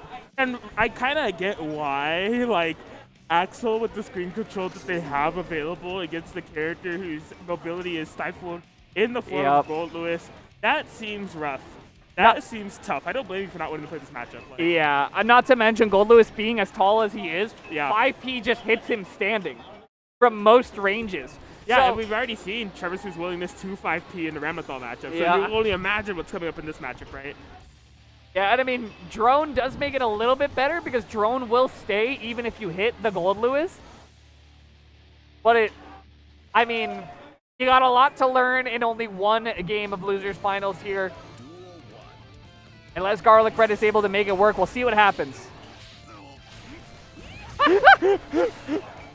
Oh all right. my god. Like we said, 5P, pretty good move. I've heard once or twice. Dude, we gotta play the Infinite Azure music right now. He's trying to like wave dash forward with the FD to get in on this 5P pressure. This is so rough, dude. Yeah, this is not gonna be good. Yeah. Yeah, Garlic Bread, not a huge fan of the matchup, but you know, felt like he had to dig deep a little bit. Okay. Now, how do we get in? How do we get there? Slowly but surely is the only way. He only has to be right once, right? Like, it's just... Well, twice. I guess you got burst to worry about as well, right? Oh my god, he's Oh, look at the wave dashes. Go. Oh my god, please. Not the throw. That's so rude. Okay, spins the burst. We're going to stay alive. Shoot him up. Oh. He only needs to be right once. Oh my god, wait. Twice, you're right. There was a burst. Yep. Oh, now, oh no. My goodness. Trevor Sue, the 3-0 victory over Garlic Bread. Garlic Bread was not able to make it happen with the Gold Lewis. The matchup they were trying to avoid all along ended up being their downfall. But congratulations, does finish with a 3rd place here in this stacked tournament. a solid showing here, as we have been set up for a match that, I mean, Trevor Sue got, oh man, that's interesting. So Trevor Sue was actually knocked to lose by Methane in a 3-2 in like winners round 2. So Trevor Sue got the run back and won 3-2. Really back and forth play going from the two of them, but Trevor Sue is the one that has emerged from losers. They have not fought SBO. SBO has been comfortably in this winner side of the bracket this entire time. So there's going to be an initial meeting between these players, and I think it's going to be a hell of a set. Yeah, and I mean, this is definitely a matchup where you have your work cut out for you as Axel. Fast character, fast dash speed, as well as being able to block on frame 2 of her dash is so strong. Right. So, it's the only saving grace for Axel in this matchup is kind of one of the things that generally is both good and bad for Axel. Axel's game plan, character to character, doesn't really change. He doesn't have a lot of ways he can adapt as a character to his opponent. Which, as an upside, is his game plan is pretty set in stone. He knows what he needs to do. 2K2D is a really good defensive option against Geo, because a lot of her strings have, she wants to leave inherent gaps, and you can put the timing really tight against her. So we'll see. We're gonna do a brief button check. Cool. Got a brief button check. SBO gonna double check everything's good. Awesome. Well, while we're getting this together, y'all, this is going to be the last set or last 2 sets that we have here at twitch.tv/plus for warm-up. There's match arenas for both in the money, garlic bread's in the money, Guilty Gear Strive. Show them some love. Donate to the match arena. I would donate for Granblue Fantasy Versus as well. The top 3 there was .mp4, Kid Around, and myself, so support those players if you want. And yeah, crowdfunding pots, especially a pot like this for such high caliber play, bringing out some of SoCal's best from outside of the Riverside areas, but a fantastic thing to watch. So if you agree, you know, match arena is the perfect way to show your. And as we dive into this grand final set, the buttons are checked, and we are here, Trevor Sue and SBO. And we're going to be kicking it off. And a reminder, Trevor Sue is coming from the loser side of bracket, so does need a reset if he's going to be able to pull this one out.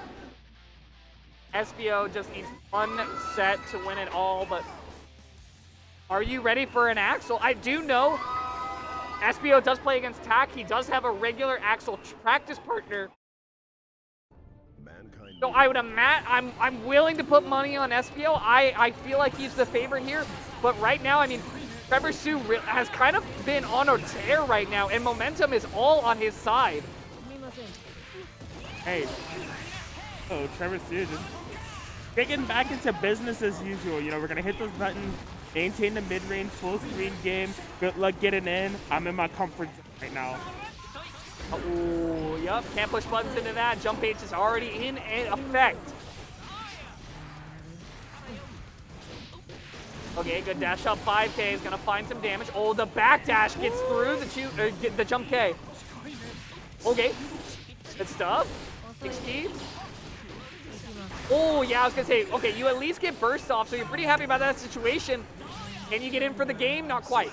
Rough situation. I like SPO trying to keep the matchup close to happen. Wasn't quite able to get the necessary hits, but maintains their burst going into this round 2. Trevor Sue, though, look at him go. And I mean, you got the burst, so you're pretty happy about that situation, but rounds are what matter, as we always say, so right now, giving a lot of respect over to these stagger buttons from Trevor. Okay, the approach, SPO, double overhead, good, just defend to keep the Giovanna close, and now she's at the corner, back up against the wall. SPO has not been able to use a single burst this entire game. No opportunity. Trevor kind of like played with the knowledge that SPO committed to holding on to burst and made him pay for it. Now SPO gonna take in a second. We're right back into it. I'd like to see a little bit of adjustment from SPO. I'd like to see maybe a little bit more jump-ins. It feels like Trevor is very content to just play against a grounded Geo right now. Right. Whew. All the buttons in the world right now here from Trevor. Whew. It's in there. Challenge. Caught with the overhead. No conversion, though. Trying to just challenge, get these daggers. RC the throw? No. Oh, gets the mix. It's bounced off by the YRC, though. Right. Well, into the Winter Mantis. Oh boy. Getting a little scary now. Oh, and there's a great response to the dash 5K. Amazing navigation there from Trevor Sue. So elusive, playing hard to get. SPO trying to navigate that ground and figure out the best way to approach. Trevor Sue being so good on it. Oh yeah, instant burst. Wants to maintain that corner position. I don't blame you. Ah, that was punishable. You can stick a 2K out there. Right. SPO didn't opt for it though. The backdash from Trevor. Yeah, anytime Trevor loses stage position, he's always able to make the most of it. Oh my goodness, boy. the gold burst. Ah, that's it. That's gonna catch the 2S. Oh, lives with a pixel. Are you kidding? But only lives for so long. Trevor Sue gonna go up 2-0 right now.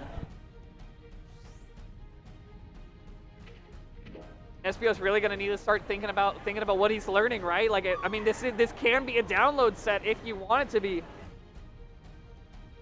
But right now, I mean, it feels like SPO hasn't even gotten a lot of offense started. Trevor Sue has been all over him.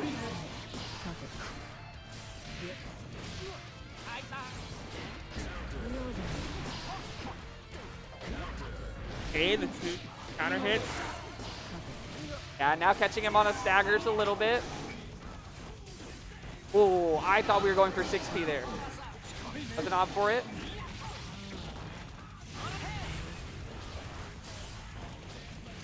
Yeah. SPO looking, both of them aware that they have the option to go for Geo's air super. Specs given over in both directions. Tries to get a throw mix. Overhead, gonna block. Good blocks from Trevor. Oh, and that time caught a delayed throw bait. Hey, SPO staying alive here. Get around. The reverse sweep is something that they can do to win this tournament, but the backup against wall, the reset. Oh, they're off the wall break, was not ready for it. Yeah, that was a really big convert opportunity, but okay. What the hell? Okay. All right. The red RC will at least get us to a wall break. No, it won't. I lied. Oh, man. And I mean, it wasn't even the worst drop in the world. They maintained corner position, but Trevor Sue with a back throw, immediately changing the tide. The SPO dash blocking, impressed with the consistency that they're able to do so, but look, the risk gauge being cranked. Oh, tries to get a delayed dash up for the grab there. We're dead. Hey, Trevor Sue. Solid route from Trevor holds him on.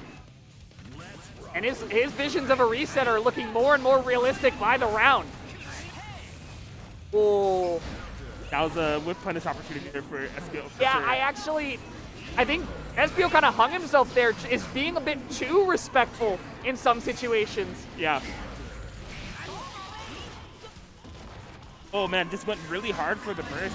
SPO not responding, and now Trevor Sue ripping it out. Gonna be a victory. A perfect grand final reset. The grand finals reset comes out SPO. No more sets to play with. You got, any data that you picked up on that one is all you have left. Meanwhile, Trevor, all the way from loser's bracket, is making the run like a career run right now. It's just all the way back. You get the reset. Momentum is firmly in your side. You just need to hold on. They're playing. Oh, they're just Axel that they've been bringing. I mean, I feel like they are one of few Axels in this bracket, if not the only Axel in this bracket, and playing at this such high caliber. I think it's definitely catching players off guard. And he's just magnificent as we go to the final set that we have here for EVO warm-up. Yeah, and now SPO is getting a bit more started off here. Super. Not gonna kill, but one more mix ought to do it. Even a throw should kill after OTG. Not needed. a perfect for SBO.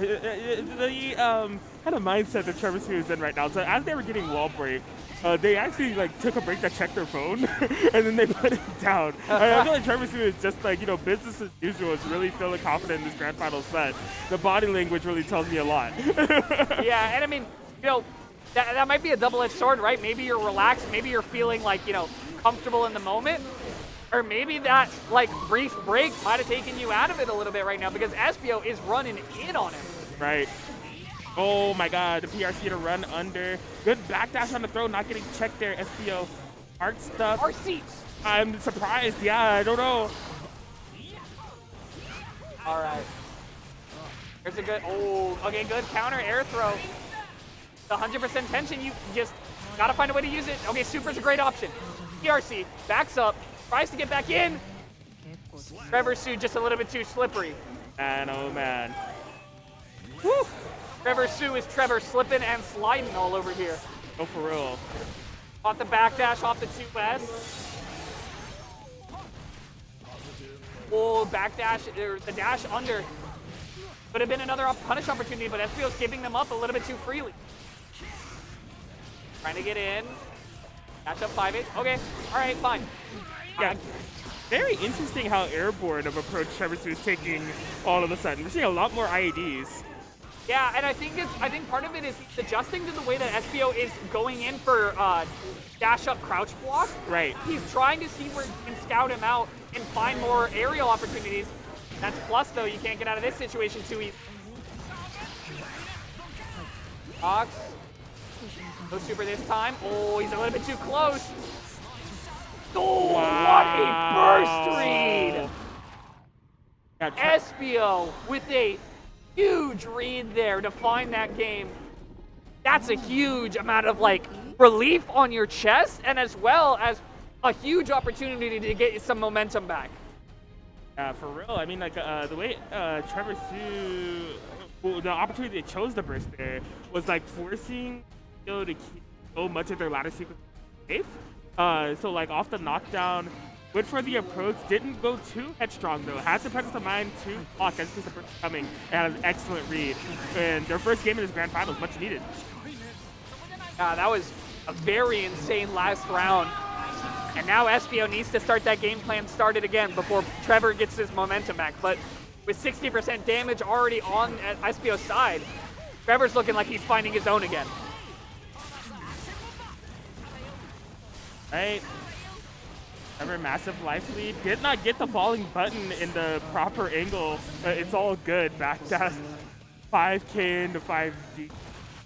Yeah, I'm a little worried for Trevor right now. He's being very reliant on backdash, on wake up to get out of a lot of these situations. But, I mean, where it works off, it'll pay, right? So maybe doesn't need to be too worried about it until SBO starts punishing it, but that's going to be damage. Did you see the triple close slash? Ah! Oh that my god! Killed. That would have killed! We didn't just take it!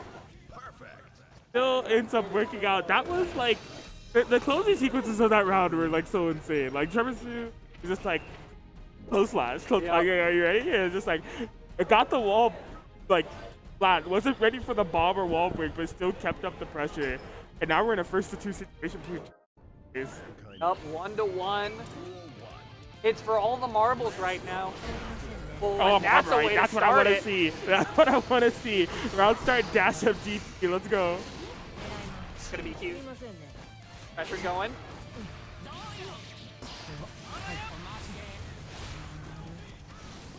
Backing off. Again, yeah. So really good dash blocking from SBO. Really good burst rate in return. Oh no! Oh, man. Went for the layers on the Winter Mantis. Trevor kind of reeling in his seat right now. You probably was not an intentional Winter Mantis. Yeah, I can't imagine it was. That was such a like big opportunity. It's a massive damage, but interrupts the 5D. Back against the wall is SBO. Trevor Sue trying to bring this round back. Yeah, and I mean, SBO has a lot of meter on his side, so he should be able to make his way forward pretty safely. It started up here. Yep. SBO gonna take that round. Duel 2. Let's rock. And these matches, it just feels like the offense potential from both of these players is so strong that whoever gets these solid openings is running away with it right now. Oh man, right now that is Espio who's going to be able to get this wall break with the Seeker. 1 round down. Riverside has the burst available. Amazing throw. Burst immediately. Yeah, that's going to get you out of the situation. RC, yes. Okay, That's going to do it. Yup. Espio. Fight the 3-0 that caused this. That is up 2-1. They're 1 game away from being able to take the warm. Right now, I mean, Trevor Sue has had some solid situations. Getting a good one started here. This is exactly a screen position you want. Yeah, it's one of those situations where it's testing Trevor Sue's capability in the long set. So having a 3-0 victory to get to this. Trevor Sue is technically up on games. So like it's a 4-2 in the latter half of the set, but like they need to get 6 before SBO gets 3. So it's like even if you like shown that you're capable, the task at hand is still a tall mountain to climb. RC, braid the burst. Once again, Trevor's burst baits have been so solid. Yeah. This might just net him the round. It's beautiful. Yeah, this time around had the proper combo. That was a big flub that we saw a couple of rounds ago. Did not go for the throw. Had the proper bomber in order to close out that round. That's punishable. Yep. I wanted to see it going into 2 there, but either way, if you're Trevor, I mean, getting out of the corner there is fine enough. Oh, yeah, you can't. That's such a hard challenge. Good jump out, though.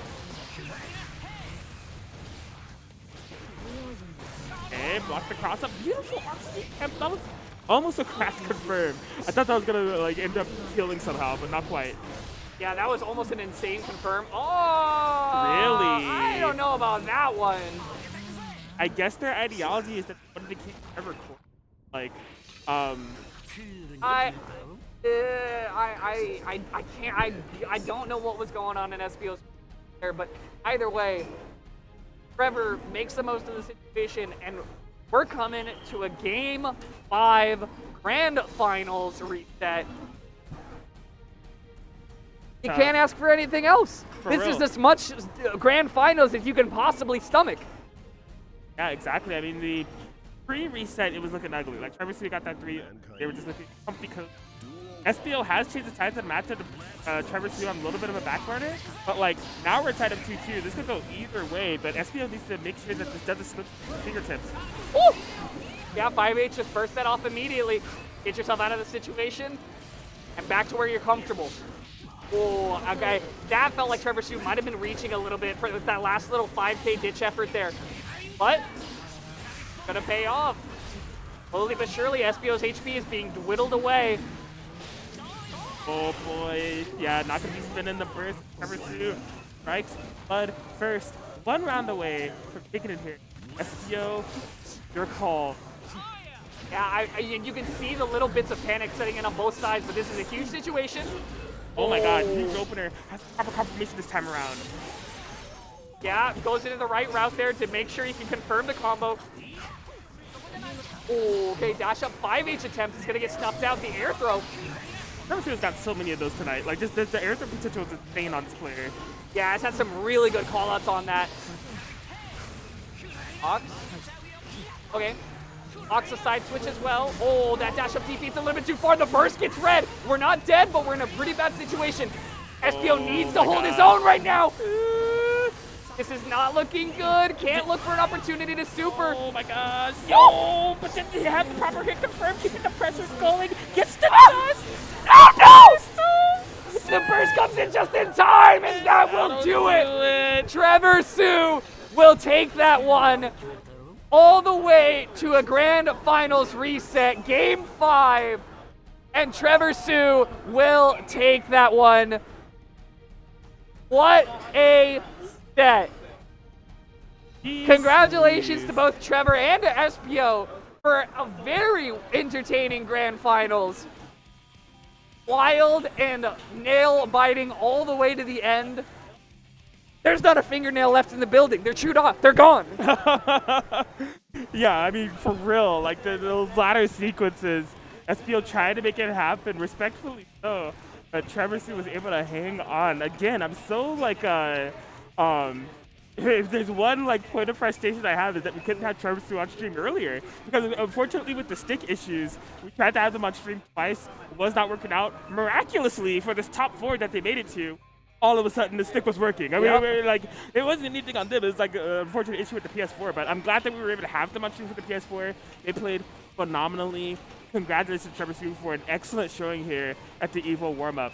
And yeah, rinse out the entirety of our top 3. As I said, you know, it going to Trevor Sue, SBO, and Garlic Bread. These are 3 players that I haven't seen around here before. I don't imagine that they're local. I really appreciate them for coming out and showing up here for the you know, games that we have here at the EVO warm-up. Yeah. For the EVO practice. Yeah. Yeah, absolutely. And I believe probably every game is concluded here that we had. It was Guilty Gear Strive, Granblue Final 2 versus on this channel, PlusFramesGG, King of Fighters 15, Mortal Kombat 11, courtesy of Esther Gaming, and then Ultimate Marvel 3 and Dragon Ball Fighters, courtesy of Kevin Ha. Shout outs to all of them. An excellent event. Riverside Game Lab for hosting us. And yeah, as far as for PlusFramesGG, shout outs to Dr. No for holding it down for the Guilty Gear Strive commentary. Pleasure working with you again. Yeah, it was a super fun time. I'm always down to come out. I love the tournament area. It's a fun tourney, fun vibes. Everyone's been very, very nice. So we'll I mean, always happy to be coming out. Shameless little self-plug. If you do enjoy my commentary, well, I really appreciate it. You can follow me on Twitter at _Dr. No_. Just know where I'm going out to next and events I'm gonna be doing. I'll be working a lot with Kevin in the future, so chances are I'll be around here a bit more often, but it's been a pleasure to come out. Appreciate you holding it down with me. Absolutely fantastic. Give them a follow, will ya? But yeah, for PlusFramesGG, we're going to be closing it out. We have Heatwave tomorrow for Belty Blood Type Lumina. Be sure to tune in for that. But for now, we're going to head out, maybe play some games, maybe get some food, who knows? But it's going to be a good night. I hope you all have a good night as well. Y'all take it easy, and until next time. Have a good